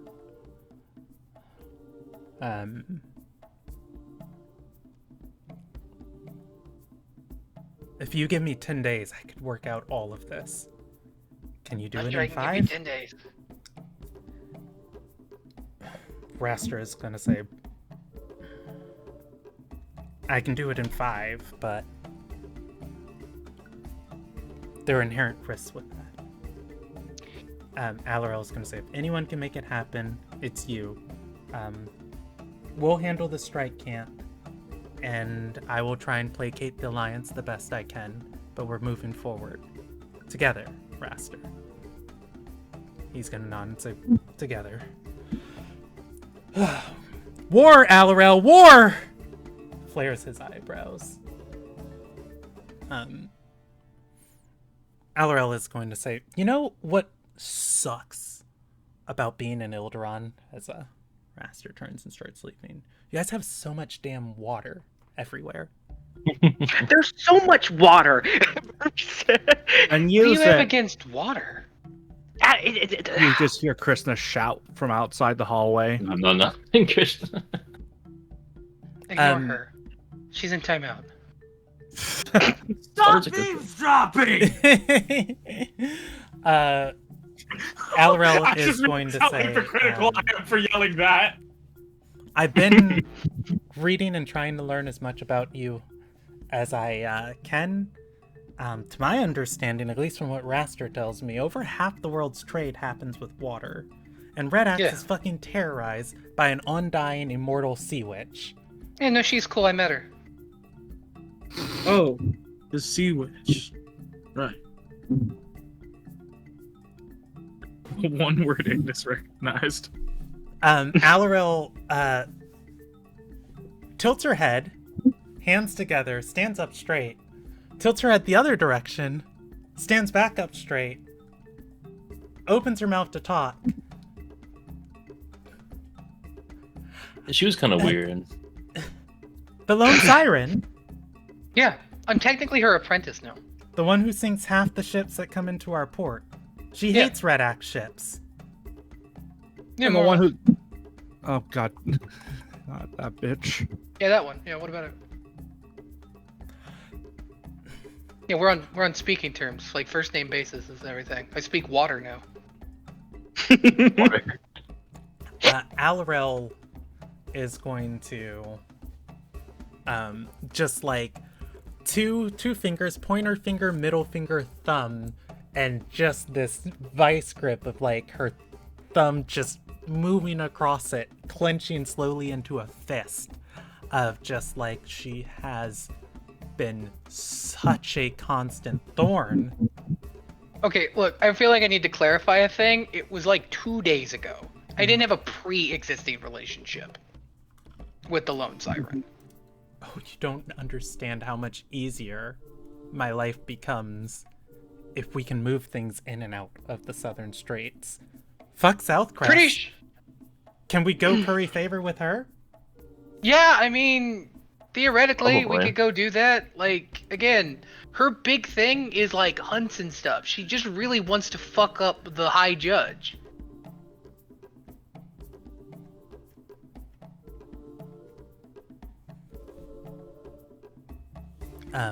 So yeah, we could probably figure out a way to like mark ships that are like cool and ships that are not cool. Yeah. So I mean, that that's like, what it's not for, or at right? least, yeah, you know. But like, you know, there's a lot of moving pieces to this shit. I gotta go to Barbador.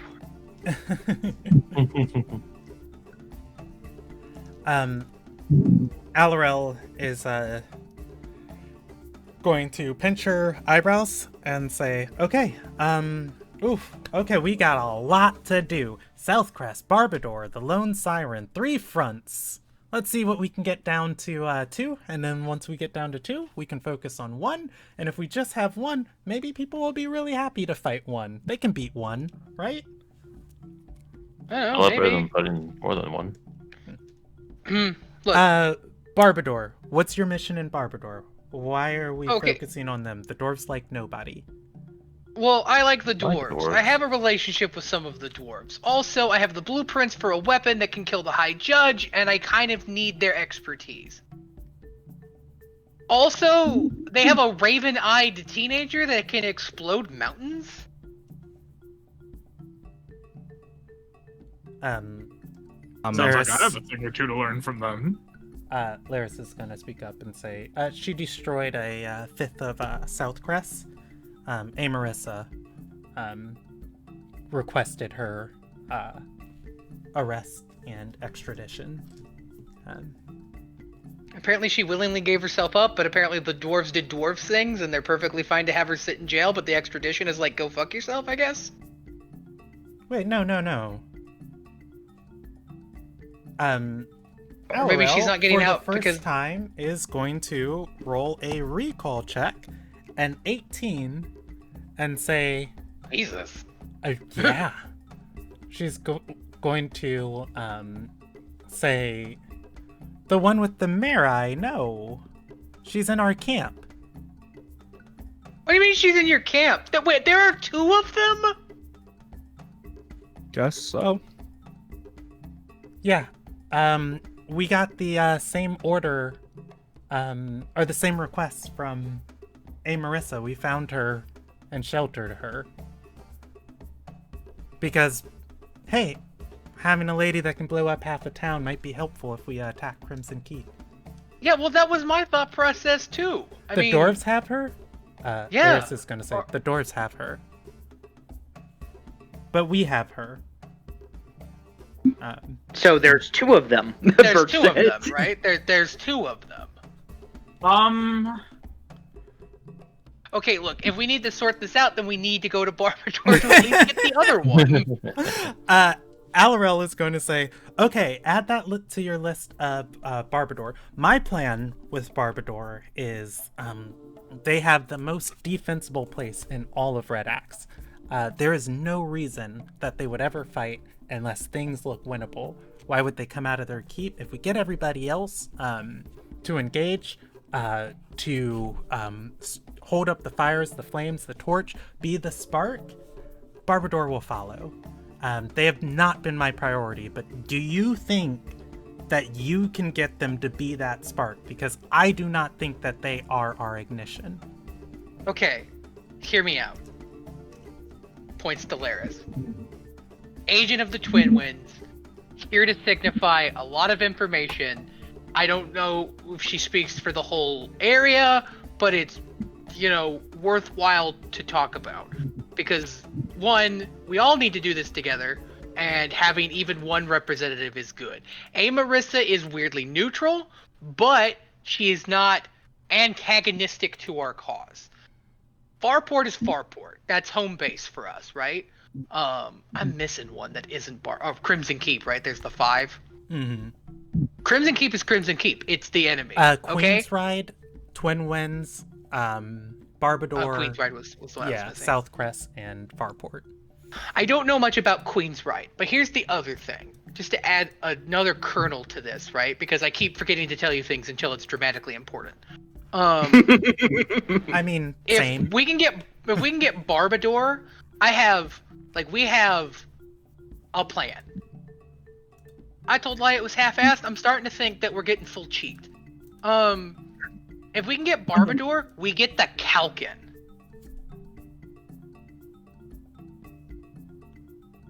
The Kalkin, they're the only diplomats let into this country. Yeah, well, They I haven't hate on. us. Yeah, well, I haven't. They're not fans of you, but I'm also pretty sure they're less fans of the demons. It's just that they live in Red Axe and they have to operate within those confines. But if I can get those stupid, fucking bearded ass isolationists to give up at least the last part of that identifier, we got basically this whole nation ready to fuck up some goddamn demons, and then the Kalkin are gonna show up. And also, Lia actually was an agent for a clandestine group of wizards. That's something we could probably leverage. Easy, something weird is gonna happen right now. And it's very weird out of character, but I think for Easy it would make sense. Because remember when we remember when we were talking about creating Easy's character, one of the ways Alorel shows affection is by playing pranks on you, and stealing things from you. And you had mentioned that Easy probably picks up things for her to steal. I keep baubles on me because at this point it's like it's both like I need the affection, it keeps me going, and also a mitigation technique. If I keep coins and shit on me, then maybe she won't steal my important baubles. And I think Alorel right now is just gonna put her hand out and say, "Give it to me." Like, just whatever you have, whatever you picked up for her to, nab off of your person, and it could be any trinket that you might feel easy. I'll make the argument that I got a piece of that. I got a piece of that mithril ram. Ooh, okay, yeah. She'll take that, and from her pocket, normally she, replaces these things with like meaningless nothing.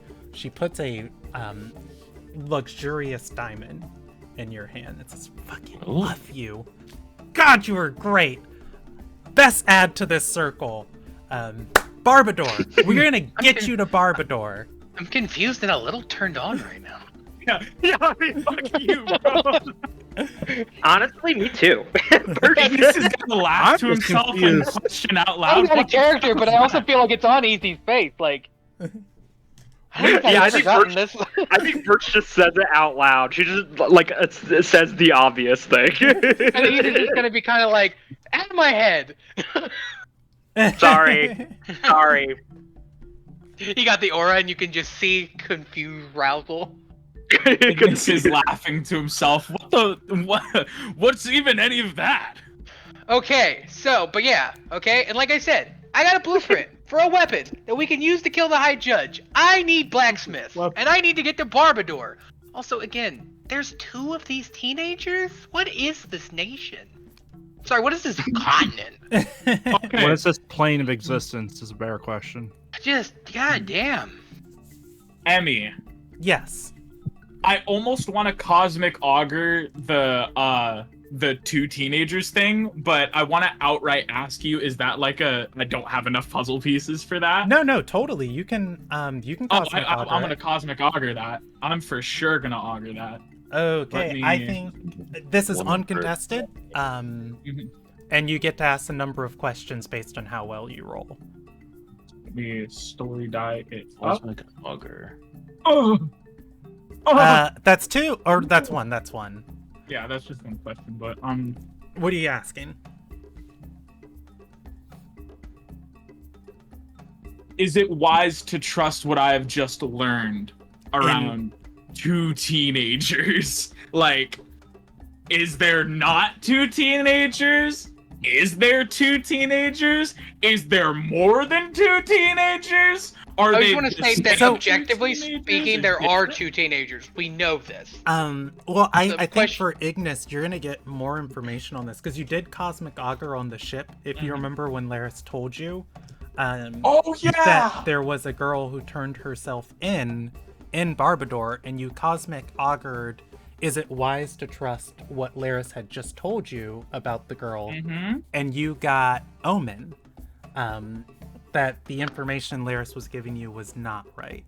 So if you're asking about are there 2 of them, you're going to get promising in terms of yes, and who's who might be swapped.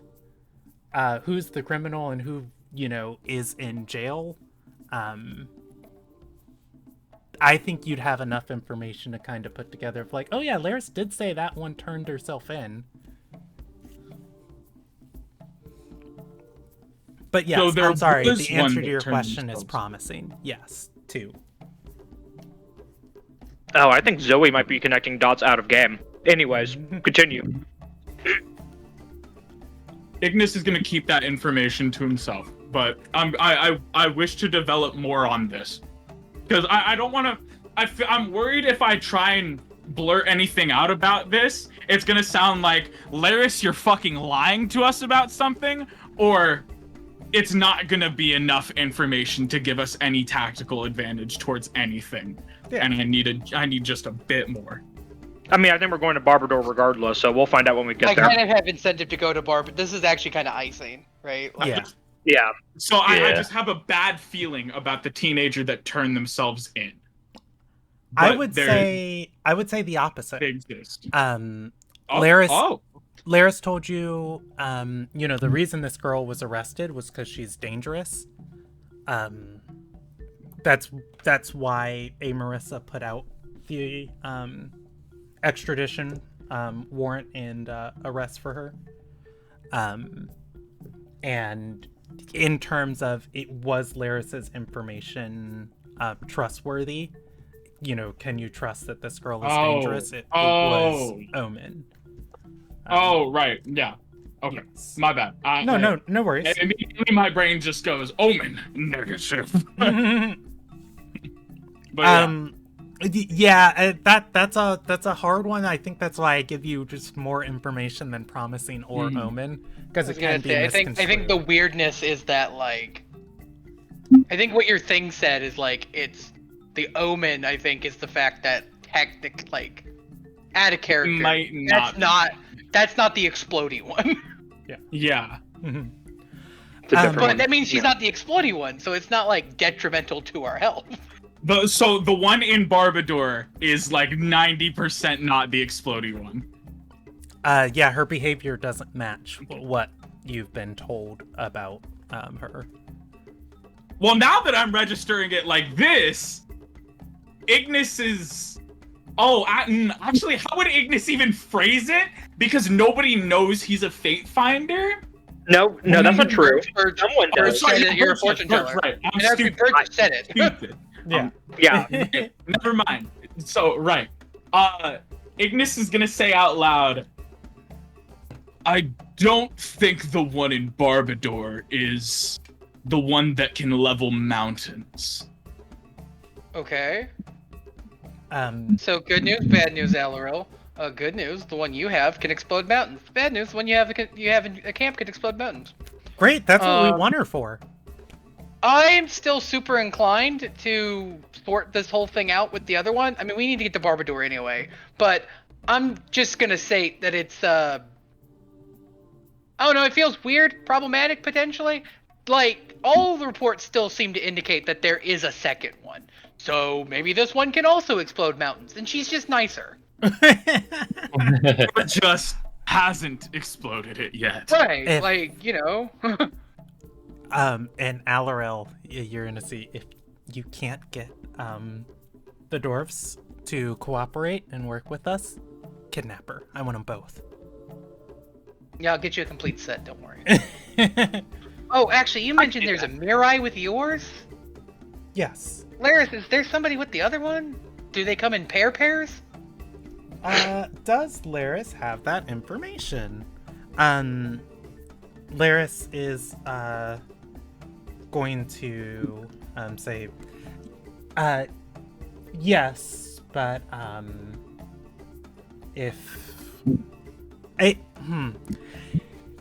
if our information is correct, which again, please take everything with the I understand grain of that sand Spycraft is a game of translating messages over and over again, and sometimes things get lost. we're hunters, embedding ourselves and spying on people. We're good at not being seen, but this is new area to us. If our information is correct, she's a Sunyeth paladin, and there's no way that she would ever have been let into the country. Okay, so I'm just gonna state. So Easy's just gonna kind of go. Okay, if that one can't level mountains, I want the other one. Would both not be useful? I mean, it depends on how much of a mountain the other one can level. I don't know what I'm dealing with here. Well, But I mean, we gotta I'm just go saying that regardless. I'm just saying that this other teenager is partnered up with a Sunyeth paladin running around Red Axe. The balls on that person. That's a good point, Worship- actually. Worship of Alilia and Open is Laris shakes her head. It puts a target on you. You will be gladly dragged to Queen's Ride and get several worship ceremonies of Gendenthel until you come to realize that Aurelia abandoned us, and who we have now, they're great. Brainwash. Laris, Yeah, so again, to the point. Says with a very Again, thin if that's not the expression. one that can explode mountains, they apparently hang out with somebody ballsy enough to escort that around Red Axe as a Sunny the Paladin. So that feels useful. I don't know. Okay. Point is that I'm not deterred from talking to this erstwhile raven-eyed teenager. Yeah, I mean, Sorry you get me to Barbador, because we need to get to Barbador fast. very Also, fast. Laris needs transportation for her, an unknown amount of her Yandar and Dowie back to the Twin Winds. You have people inside Farport? Laris is gonna nod and say, 12 that just landed on a ship, 5 already. Alarel's gonna smile and say, you guys are good. Right? Yeah, we can get you horses or something. And I think what Alarel is going to consider is Raster wanted 1 Arcanist at all times in the city on payroll. He has the names of a rotating list that are always coming in, specifically for teleporting in goods in times of crisis. I'm going to send you guys to him, get the list, find out who is ever here right now, and you all, they should be paid already. Get yourselves to Barbador. It is a time of crisis, and I'll handle Southcrest.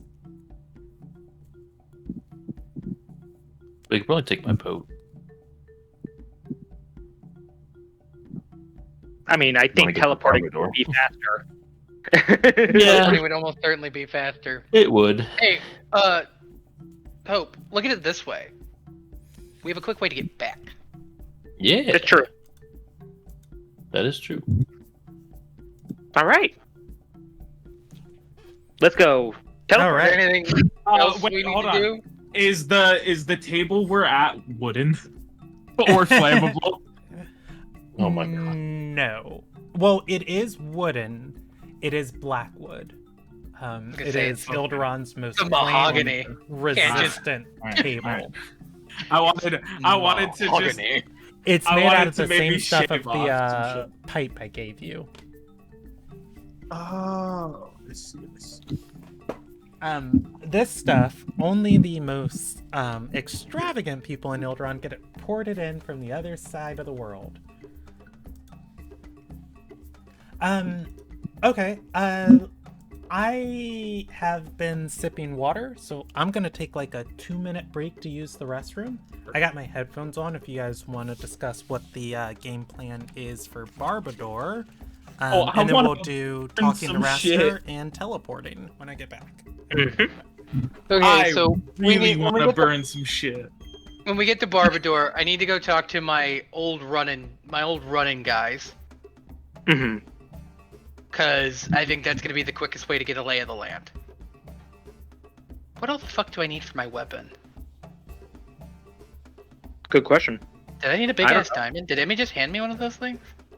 Yeah, you did need you did get a big ass diamond. I don't know if you I don't needed a big ass diamond, but you did get one. Yeah. But yeah, so that's my plan, because to me that's the quickest way we're gonna get the lay of the land. This is your show. Easy.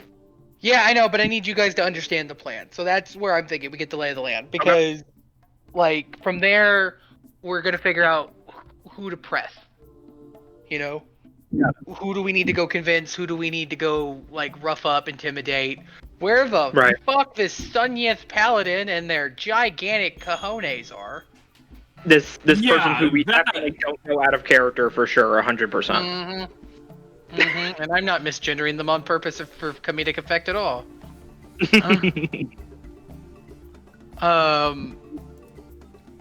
Figure that whole situation out, and I don't know, see where we go from there.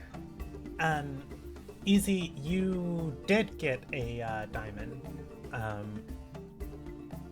No, I knew that I have the diamond. It was the realization. I'm like, wait, did I need this for the weapon? You did need for the weapon. Ashvane, Okium, Diamond Dust, Cold Iron Shavings, a Cleric Spellcasting Focus, Water Blessed by a Moon Singer. You are missing Okium and Cold Iron Shavings. Wait, what about do we still have that Okium dagger? What about the dagger? I have the dagger. Its quality dropped a little bit as well. We still have it. Yeah. You guys, Yeah, use the dagger. You guys are going to reforge Galiter's weapon. Desperate times. I mean, desperate times. I don't know who If the fuck anything, that is. if anything, Maybe. we're sacrificing his You don't. heirloom weapon to make it better.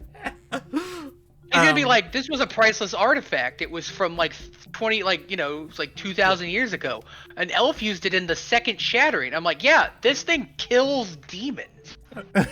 Galiter is the representative for Farport within the Alliance, basically the senator for this place. Well, we already used it to save a ship, so... Yeah, he collects Tidegate artifacts. And he has the Tidegate is a very like Norse type culture. Their artifacts are to be used and not to sit and gather dust in a museum. So it is a great honor for their weapons that he collects to see battle and to be of use and to be of service. All the that better. said, he is a huge otaku about it and wants them. He's not gonna be happy about the fact that one, we've already technically taken it. We've ruined its resale value as is. Yeah. And then what do you mean you sacrificed my mint condition Geki Ranger dagger so you could make a demon killer? And it's like, look, All I'm saying is that if one of the things for the campaign ending weapon is in our inventory, we should just use it. Who give a fuck? I agree. That's fair. That's entirely fair. And I was leader- even It would be a lot weaker. Yeah. the leader does kind of occupy a space within the story of a semi-rival. He does not agree with Alarel and Raster. He likes the Alliance and thinks that Farport should do more to participate in it. Yeah. Welcome. Yeah. welcome. So what do we That's need entirely left? fair. Cold Iron what do we need Shavings and stealing more stuff from Hope. Okay. Spell casting focus. We're out of D&D, so we don't have clerics anymore. I would say a instrument passionately imbued with the essence of divinity. An instrument? Wow, that's so interesting. We just got an instrument. Yeah. Not the an mandolin instrument of that I a have? musical instrument. Yeah, not a I was musical about to say. instrument. Like Oh. an item. Yeah. An item. Yeah, Yeah. got it. So do you think Barbador would have cold iron? I feel like if anywhere had cold iron, it'd be there. No, the only place that cold iron is fucking Arder. So unless you have an Ardorian hiding in Barbador somewhere, I feel like we're fucked. They're two. Interesting. Well, no, Sounds there's like we're one. not I'm very sorry. There's fucked one. easy. Well, Hey, that's better than nothing. Yeah. Exactly. all right, let's go. Let's go to Barbador. Well, Barbador. It's cool. Let's Barbador it. Yeah, All right. Barbador. No. Oh, you heard the game plan. You had your headphones. I'm gonna make a new page in my journal called Barbador, and I'm gonna decorate it with mountains. Barbador. It is a active volcano, a literal active volcano. So I got my magic powers. Yeah. So, Oh, go ahead. no, never mind. It's a stupid joke. That's fair. We like stupid jokes, but that's okay. You all can go to Raster. He is quick at work. He has several contracts that he's made pinned to the wall. There is a Wanderkin in this room. Wait, is he still pissed at Krishna? Is he still pissed at Krishna? Yeah, I think Raster holds a grudge, and Basically called. yeah, if a anybody, politician. If Krishna walks into this room, I think Raster's like first comment is, unless you're here to be productive, do not bring that snot in here. I would go sit outside. It kind of whispers. I'm going to roll a contest die and see how well I can hold my own tongue. Okay, Oh, do you want me to contest you on that? Yes. Okay, The Krishna, world what is contests you. bubbling up? I'm gonna use a medium die for this. You got a Vita 9. Fuck. It's a D6. You better Yeah, revelate. You better revelate twice. You gotta regulate so you can regulate. Gee, I could say the same thing to you. Raster points to the door. Out! I've got work to do. As he is looking over things. I just do the simple gentleman salute. Basically just middle finger. I was about to say. I'm just mouth. Sorry. You just hear a shout at the door close. I'm sorry I'm for not Krishna. Her sorry. parents failed her, and then she just lost her surrogate mother. You said Krishna lost her surrogate mom? I am. Raster is going to look up from his work and say,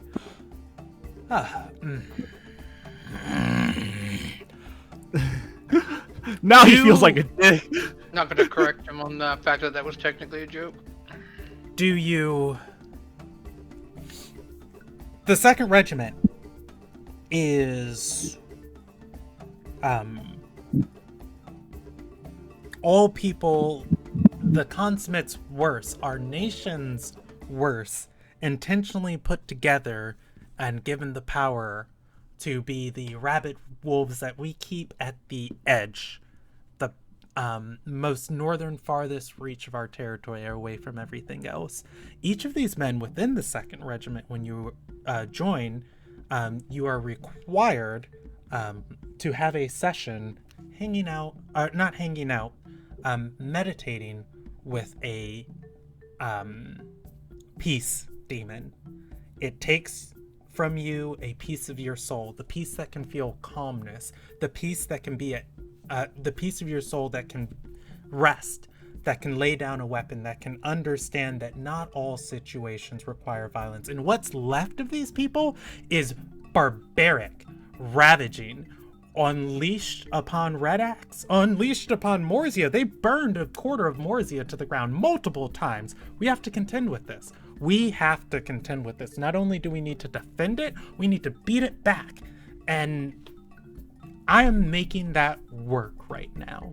I'm figuring out what we can sustain in terms of a force that we can put against something that is not metaphorically relentless, is literally relentless. So I'm sorry about your mother. And I'm sorry about losing my temper. And I do hope that you can enjoy the safety we enjoy here in Farport. But things are getting bigger than Kind of like this. trying to give you the signal that's like, go with it. So I don't need distractions right now. Wait, did Look, he just? We just need access to your, back to into your, the room again. Yeah, before you left, he is explaining why things are so Okay, I wanted to make sure. Look, We just need access to your on payroll Arcanist, so we can get to Barbador and we'll be out of your hair. Carrie, the Wonderkin on the other side of the room is gonna say, "Oh yeah, Arcanist list."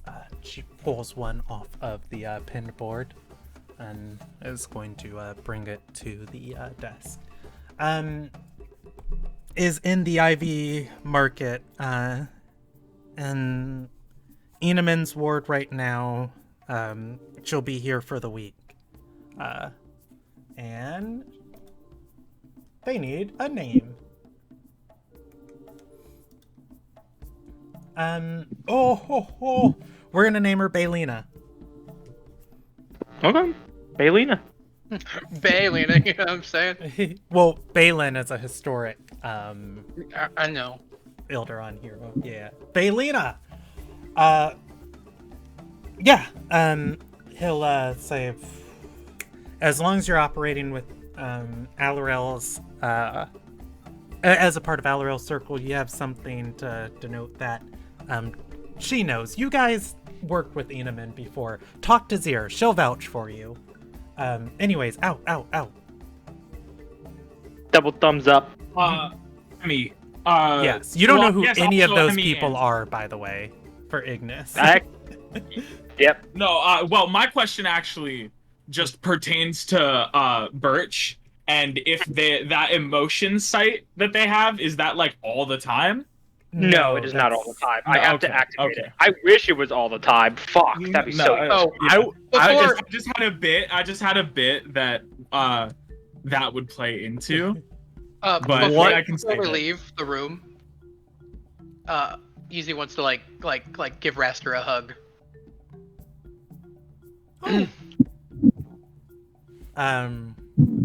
Raster takes it for a second. It is something very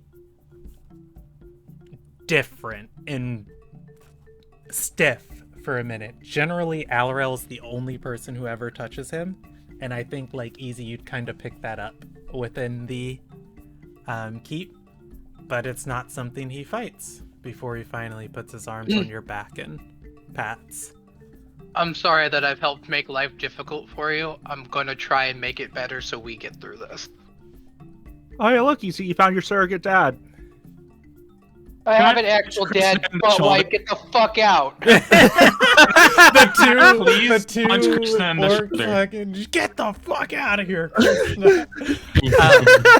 But Raster, I will gladly take that as a cue to leave.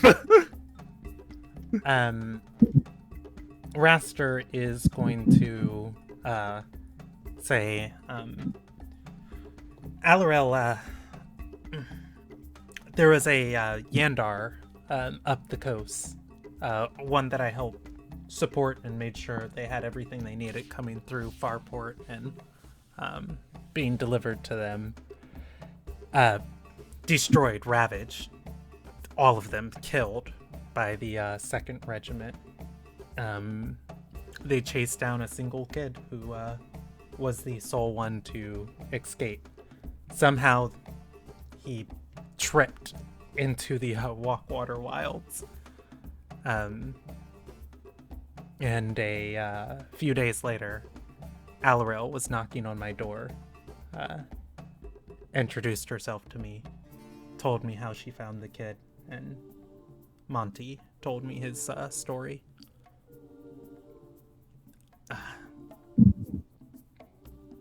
Things are harder, but whatever comfort we enjoyed, it's not comfort for everyone. She and I see eye to eye on stuff, and it's about time to rip off the Band-Aid. This wound just keeps festering, and it needs to be taken care of. Go sanitize it. You do what you need to do. I'll do what I'll need to do. We gotta cauterize the wound. First says leaving the room. Cauterize. Rise. I'll get the fire. Yeah. Anyway, we have to go meet those people that Laris in the hallway is just like, oh my god, who did I sign up with? First time. Yeah. But yeah, you have the Arcanist. I won't make you guys go through the process of tracking her down or, role playing or anything like that. Of like, you are acting on behalf of Alaril. You are acting on behalf of Raster. Yeah, she's paid just to stay in town and spend all of her magic to get stuff in and out of here in a pinch, and she gets you out of here. It takes everything she has, as she exhausts her entire lay mana track, and she cannot go back to Farport for today. But all of you will be teleported to Barbador. Heimsdale? Great news, everyone. Yay! I'm one away from shattering. Hold on. Let me... Don't worry, just hold on to that for a Oh, couple days, me. and then you can do it right on the second regiment. You We're 100% sure that I can't heal you without you shattering, right? Do you have divine healing? I do. Yeah, you can. Yeah, you can, really, but I can. Birch does not. If you have divine healing, you can. But yeah, my Moonlight Guide is divine. But Birch has not seemed to be in discomfort from her missing fingers. She's not discomforted by it. She's perfect. She's perfectly capable. Hope's gonna still- poke at your hand and be like, "You want me to fix this?" Or I mean, it's fine. I'm not that worried about it. And teleporting into Barbador is not a free affair, and the Arcanist would explain this to you all. Not in so much that it costs, that there is one region in the city that you are allowed to teleport in and out of. And it is a giant towering hall filled with huge portcullises. You are inside Mount Motomalima, and there are huge stone brick slabs that make up the wall. And built into this wall, there are alcoves of essentially dorms where people stay until they are let into the city. As all of you are aware, well, except for Hope, probably, Barbador has a sacred charge. There is a powerful magical site in the middle of the city that destabilizes arcane magic and is essentially uranium. It is essentially a giant burning core of uranium, and Gamma rays gave me my Hulk powers. yeah, they are under a charge from their god to protect it. Groups of people are not allowed to teleport in or out of the city. If you are in Barbador, you need to register what you're doing, and you don't get to move around as a huge organization. Oftentimes, it's just a few individuals. So yeah, she'll teleport you in here. In the center here, there is a stall. There is a short Matuka Ori man kicking his heels on a stool. And he's got a deck of cards that he's playing. He looks up and says, welcome to Barbador. If you want to take Alcove 17 over there, I'll send somebody in to get you signed in. I mean, did you say he had cards? He does. oh no, Oh, jeez. He marks I'd on like to his take a closer sheet of look at them. paper. He marks on a parchment. He starts writing and says, what's the name of your group? What are you here for? The Cards. cards? That's what you say? Cards? You're buying no, artifacts gamble in addicts. town? Merchants? No. We're... God, what's a good way to phrase it? We're diplomats. Diplomats. Envoy. Has Easy ever came into the city this way before? I don't think I've ever teleported. Okay. It feels like teleporting is one of those things where it's like, it's not cheap to teleport. It is not. And like, easy, I don't think it's necessarily always been like, say, flat broke or something. But I don't think I've ever had teleport money. Yeah, that's fair. So I would have come in through, if like, when I went to Barber door, I probably came in through the front fucking door. So I don't know if I have like prior immigration papers, is what I'm saying. Well, and that's fine. And as you all are talking, he's gonna say, "Hey, like your weapon friend." Anyways, why are you here? Oh, wait, what was your name? You're not Cards. Or do you want me to Hope. put Cards down? Hope. Wait, Hope? No. Okay, Hope. Okay, That's okay, fine, everybody, whatever. everybody organize in order, okay? My name is Easy Genfear. Points to Krishna. Krishna Purna. Birch. Yep, I'm Birch. Hi. That's my name. Hope. I already said mine. And then Ignis. Ignis Asher. Oh, Ignis and then, meaning fire, Asher meaning I fortune. guess Belina. Yeah, Belina? Belina's gonna hold up her hand and say, Belina. He's gonna say, great. We should have somebody here by nightfall. You all make There's no yourself nightfall nice party. and comfortable. May I take my a close best. look at their cards? Wait, did he compliment my weapon? He did. It's a mithril Yeah. maul. Oh. Thanks, I actually got it here. You know the mauls? Yeah, I technically am one. Damn. Shadows pose to rise to the to get a vote on the 5 guilds. I'd say we might be the 6 guilds, but Gratis has gone missing, so the Swift Hammers Gratis will my probably guy? be... Gratis is your guy.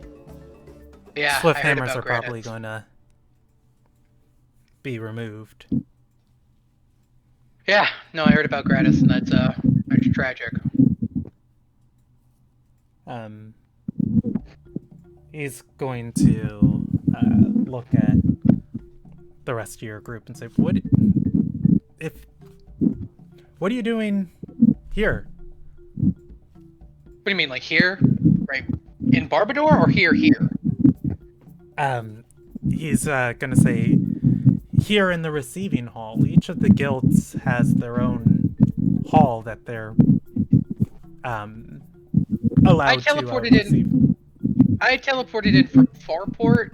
Yeah. I never actually real had to quick, Rob, engage. I'm would I do getting these things? some. No, I'm getting some Yeah. feedback from someone. Yeah, we're getting a lot of feedback from Zoe. Okay. Yeah. I think she just muted. Okay. Sorry. Go ahead. Because Easy's basically like, okay, cool. Didn't actually really know that. I'm not familiar with the receiving hall protocols. I've never actually had to do this before. Yeah. He's gonna say, if you think the Swift Hammers or the Mauls will receive you, I can get you an escort to one of the two. Your friends will have to stay and wait, but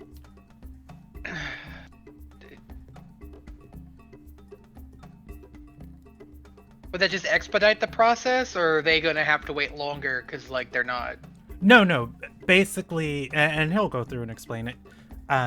If you are who you say you are, and one of the 5 guilds will vouch for you, you can roam the city, all of you. This is the place for outsiders. Yeah, no, the malls should receive me. I don't feel comfortable going with the Swift Hammers because I don't know how the rest of them like me, especially since Gratis is dead. You have Ironman pirates here?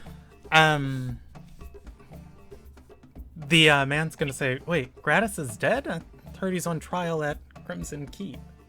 He's on trial at Crimson Keep. Come on. He does not laugh. That's an Emmy laugh. As he's gonna say, there's got to be some justice left in this damn alliance. Well, We follow the laws, at least to the bare minimum. look, I'm gonna be upfront with you. Part of the reason I'm here is because of, like, that. The stuff with Gratis and some other stuff. It's gonna get gnarly really soon. All right, with me. The rest of you make yourselves comfortable at Alcove 17.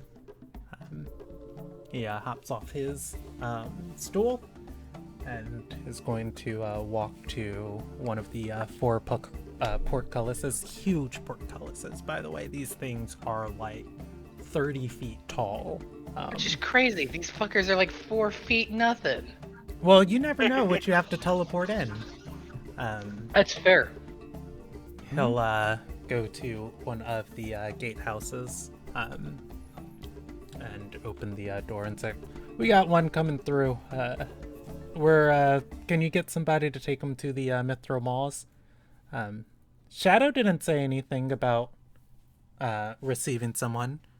Well, that's why he's got to go talk to them. Okay. There is a slow dimming of the arcane runes on this wall inside the small little gatehouse. And finally, it slides open. And Barbador proper, built around the inner core of Moto Malima. You are not near any where that the magma flows. I have not actually named the streets and regions of Barbador, but I would say for easy, you would know enough to get to the mall's territory, and just a city guard's gonna accompany you as you approach their guild hall. It is actually relatively new that the malls have a guild hall inside of Barbador, as they are normally mercenaries roaming around the region.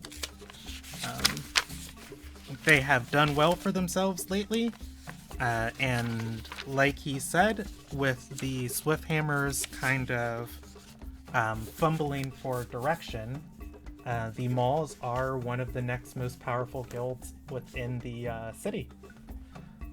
So I'm gonna make me a new Barbador sheet, and I'll just put you in burgeoning Mall Town.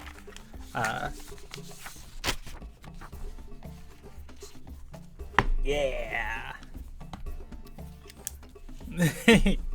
Mall Town.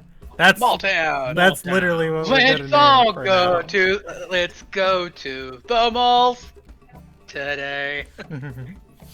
All right. As you ask about, you are led to a tavern here in Malltown. You are told Shadow was seen here today, and that the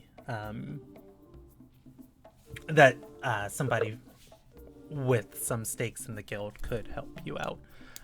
That said, as you step in, we'll name this place Hammer It Down. Hammer it Hammer it down. down! There are dozens of dwarves all around two of their companions who are drinking, and they are cheering, down the hatch, down the hatch, down the hatch, down the hatch, down the hatch, down the hatch, down the hatch. That too? There is a tiny half a woman in the middle of this circle with a glass as big as her face, and another dwarven man on the other side of the table with an equally sized glass. He, as they get about halfway through their drink, the woman is going to get dizzy, stop, catch her breath. The man finishes it and slams it on the table. Another best 6 out of 8. 13. 24? 11, actually. It would be 6 out of 11. Yeah. her opponent starts laughing.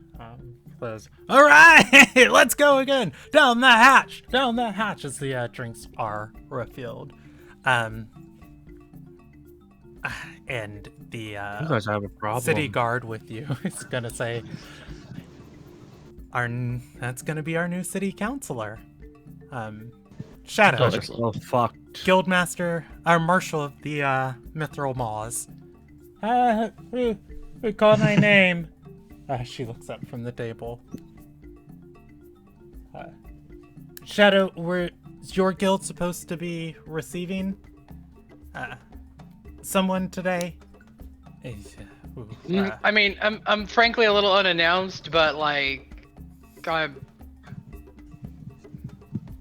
and I'm cool. I think I'm gonna give you 3 people that you've worked with, just random fuck ass dwarves. Lodal, Dontal, and Xantol are going to look over and say, "Easy!" Boys! Easy! All of the rest of them cheer. Shadow's going to say, "Easy!" Wow, I'm surprised he actually has friends. You are not here, by the way. For Christmas. Yeah, I kind of figured. Yeah. So you want to let them into the city under your watch?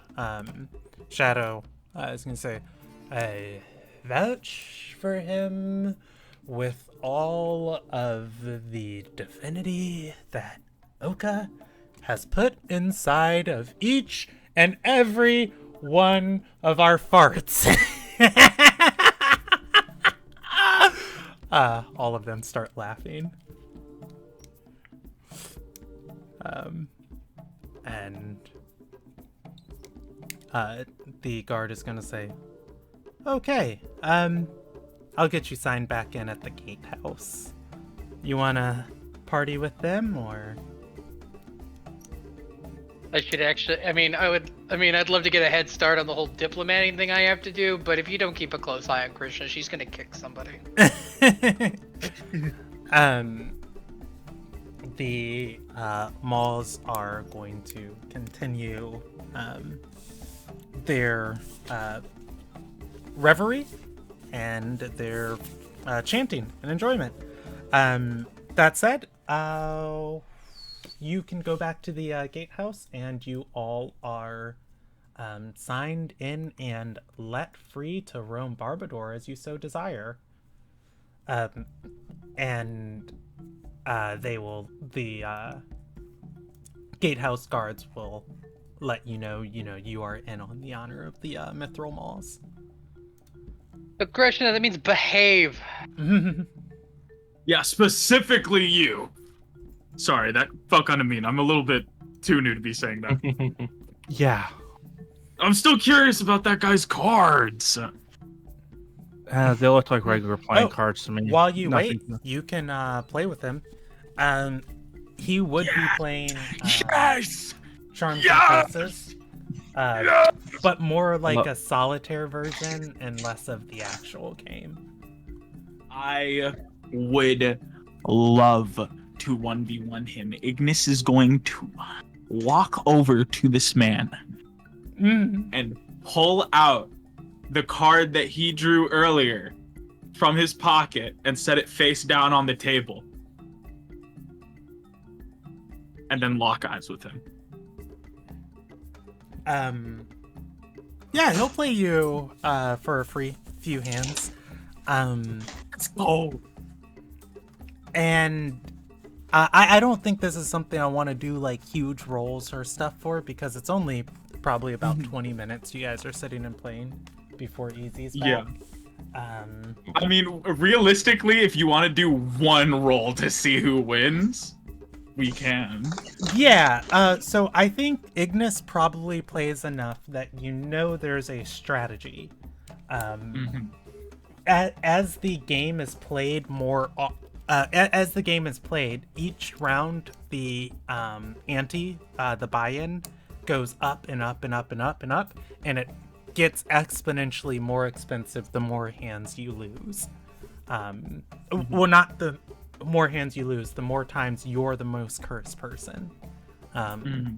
So if you're planning to play for a night or in a tournament, you always want to be winning. But there is a strategy for short games that you can bet on yourself being the most cursed person, and you can try and lose the first few hands in terms of, rather than passing away all your curses, trying to collect as many as possible. And I think that he does not expect this to be a thing where you guys are sitting and playing for hours on end, and it's his strategy then that he's betting on himself, that he's gonna have the most curses at the end of this, because essentially that's just one of the weird ways that this game works. It's having all the curses in your hand doesn't lose the game. Guessing correctly who is going to have all the curses wins the game. I almost want to say Ignis's cocky ass says, you know what? I bet that you're gonna have the least amount of curses, and then I just draw fucking 5 holy charms at fucking once, you know? But there's no realistic way this happens. Yeah. You guys can play. Give me a story check. Absolutely. And you get to add 1d4 to that. I would not be busting you. Good luck. So I press the plus. Yeah. So I'm rolling 2d4. Yes. Okay. Any one of these dice can revelate. Oh, so close, but it is a 7. You do beat his 1. And as you guys play, the goal of the game has changed. This is always the first little bit. Pass charms, hold curses, try and get curses.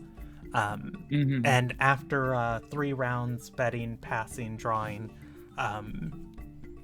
Ignis, your hand is all curses. This is a terrible hand in any other situation.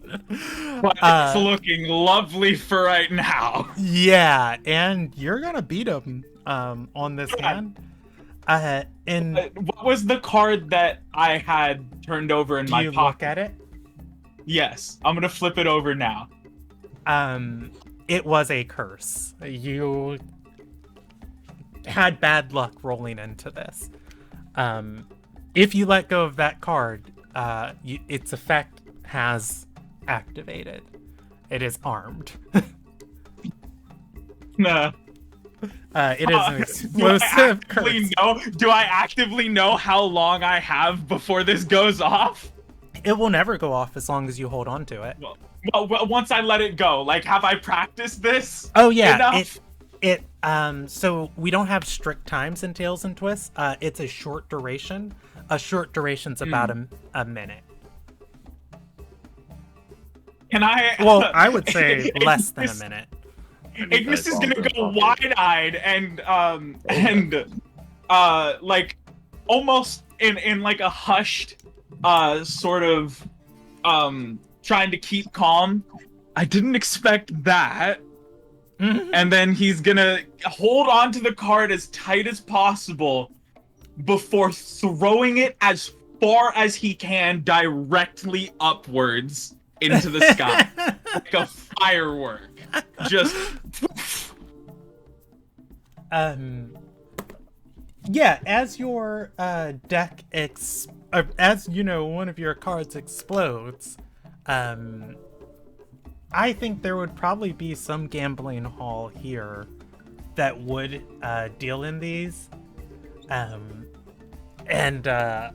This gate guard is going to step back and say, "Mate, you're dealing with death there.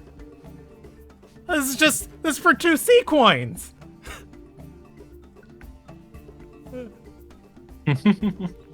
well, it's not that I really meant to be, but it's exhilarating, no?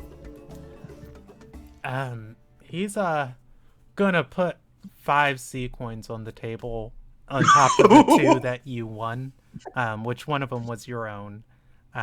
So you can add 6 C coins to your inventory. It's gonna say, Fuck yeah, dude. if you're Hell on yeah. if you're on hard times, I hope they soften for you, my friend. That was a good game. I'm so glad I got to play it with somebody. Easy will return. Hello, friend. Oh, dude. Yeah. That really messed up just That was happened. fucking Easy. lit. You missed it. He almost exploded. Almost. What? But Oh my god, didn't can't leave any of you. go in the game like a You can leave me badass. alone. Yeah, I can leave Hope alone. That might be it. We're good. I got vouched for. That's good. Great. That's Let's blow good. this pop stand. I mean, this is Oh, I didn't your know. show. Well, let's go. Besides- They're drunk, but that would only make them more cooperative. Ooh, Oh, I can join fun. them. Drunk mortals. Bert says, kind of following behind What you. kind of alcohol is it? Eternal- It's you're going back to the hammer it down. Yeah, I mean, All right.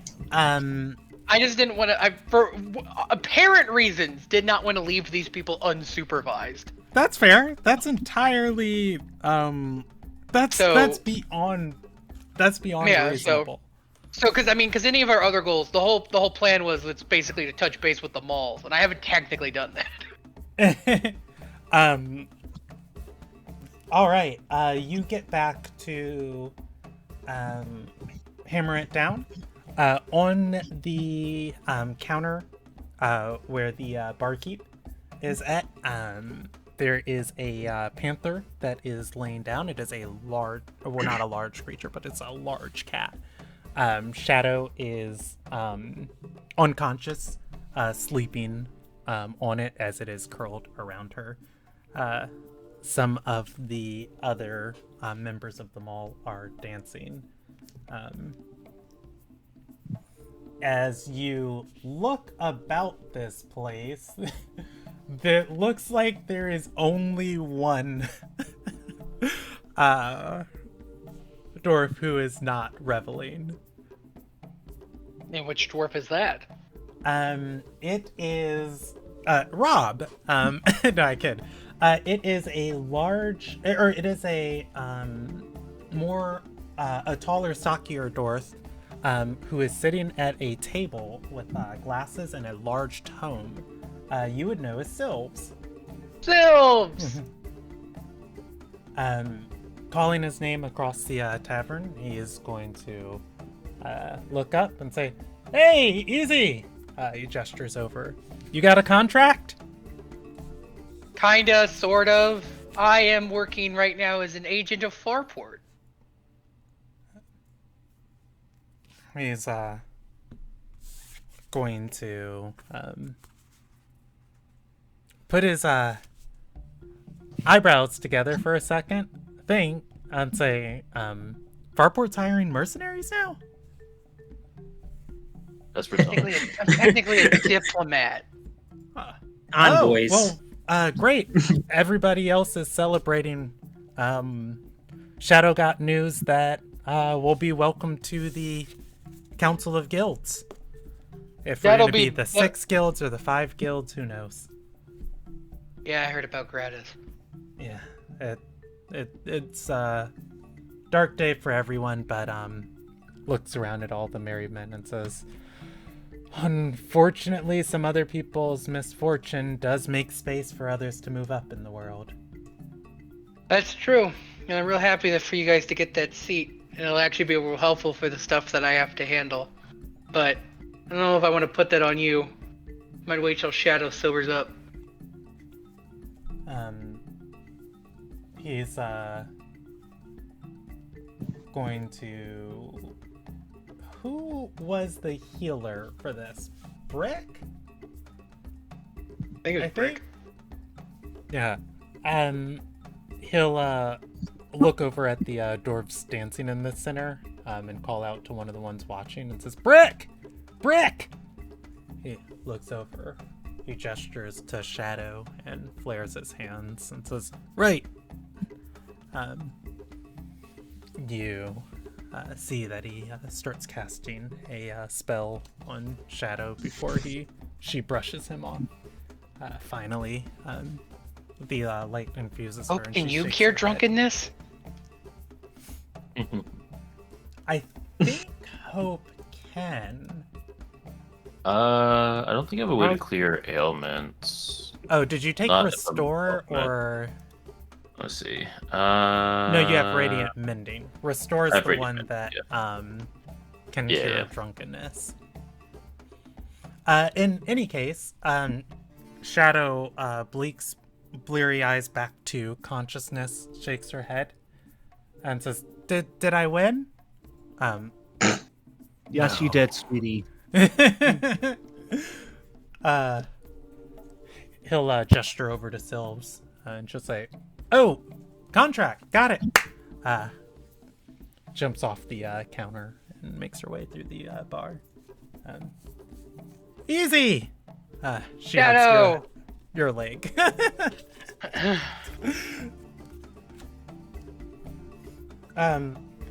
We're a proper guild now. We make I decisions And for all you know the what? Barbador. I need you to help make some of them. I don't come with good news. Her Alright, face how much thins and says, "Are you fighting something? How many mercenaries do you need?" I'm gonna need a kind of blast. lot. You know what? You got a place to talk? Because it's a lot bigger than that. She's gonna say, "This is it. We own Malltown. It's ours now." Yeah, but I mean, I'm talking that this is not. Oh, This is big business. yeah. I don't know if Emmy has decided how the Mithril Mall's guild house would look. So I think like when maybe when you say that, I think this is kind of a fair point for a pause, as Shadow will probably ask you like, wait, so you need more than 30 malls? Because I can spare 30 easy. Like no Try pun intended on 300. the name. I'm 300. gonna need. At best. Look, I gotta charge you for 300. you can That's charge me for 300. I don't know how to put this like eloquently, so I'm just gonna say it. In like 2 days, you guys are gonna get attacked by the 2nd Regiment. All of Red Axe is about to go up, and I need Barbador's help. Let's talk.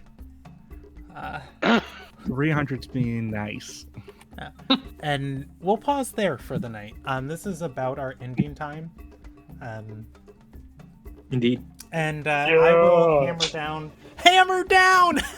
Hammer down! I will hammer Hammer down down! what their guild house looks like next session.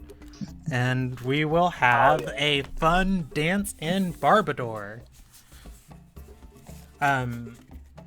Let's enjoy. So, this is actually really extremely. I'm going to take a minute to be kind of unprofessional for a little bit. This actually means a lot to me that we can kind of go through this little part of the story. We had a member of our community who actually made this part of the world and kind of the tensions and politics of it. And they did pass away, unfortunately, from long COVID symptoms and other things. And so the fact that we get to put the realized vision of what they were gunning for when they helped come up with this is a honor to that. So yeah, I just want to say that, and ideally we can do this place justice when it comes around. I love it so far. Yeah. In any case, let's do our end of session questions. I should remember these by now, with as many times as I've asked them, but I don't. Did any player express emotional vulnerability tonight?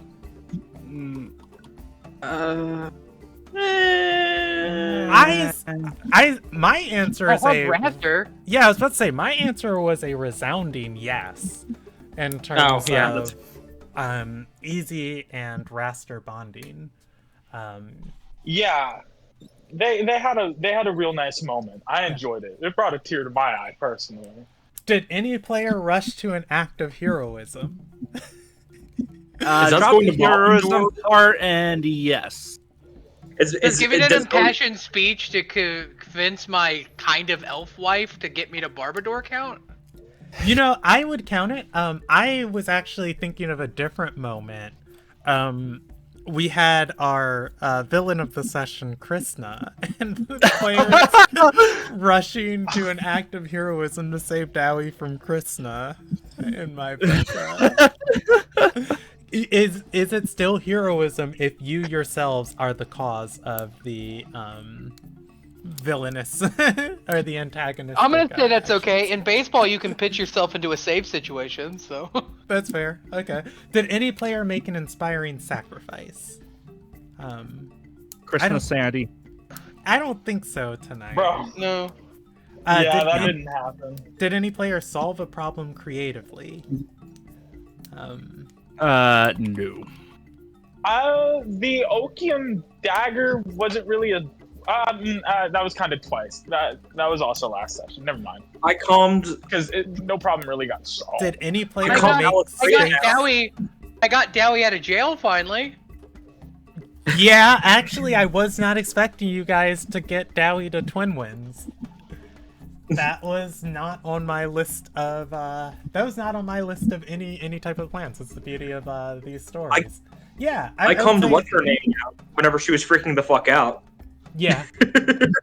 I would say yes. So 3 experience points for tonight. Yay! Do you? Yes. When you do a contest die, or when you do what's the phrasing for that? When you fail? No, well, yeah, but like, so when you're like, oh, I rolled a 5, you have to beat a 5. If I don't beat the 5, does that count? When I say beat, you have to beat or match. But does that count for the experience track? Yes, it does.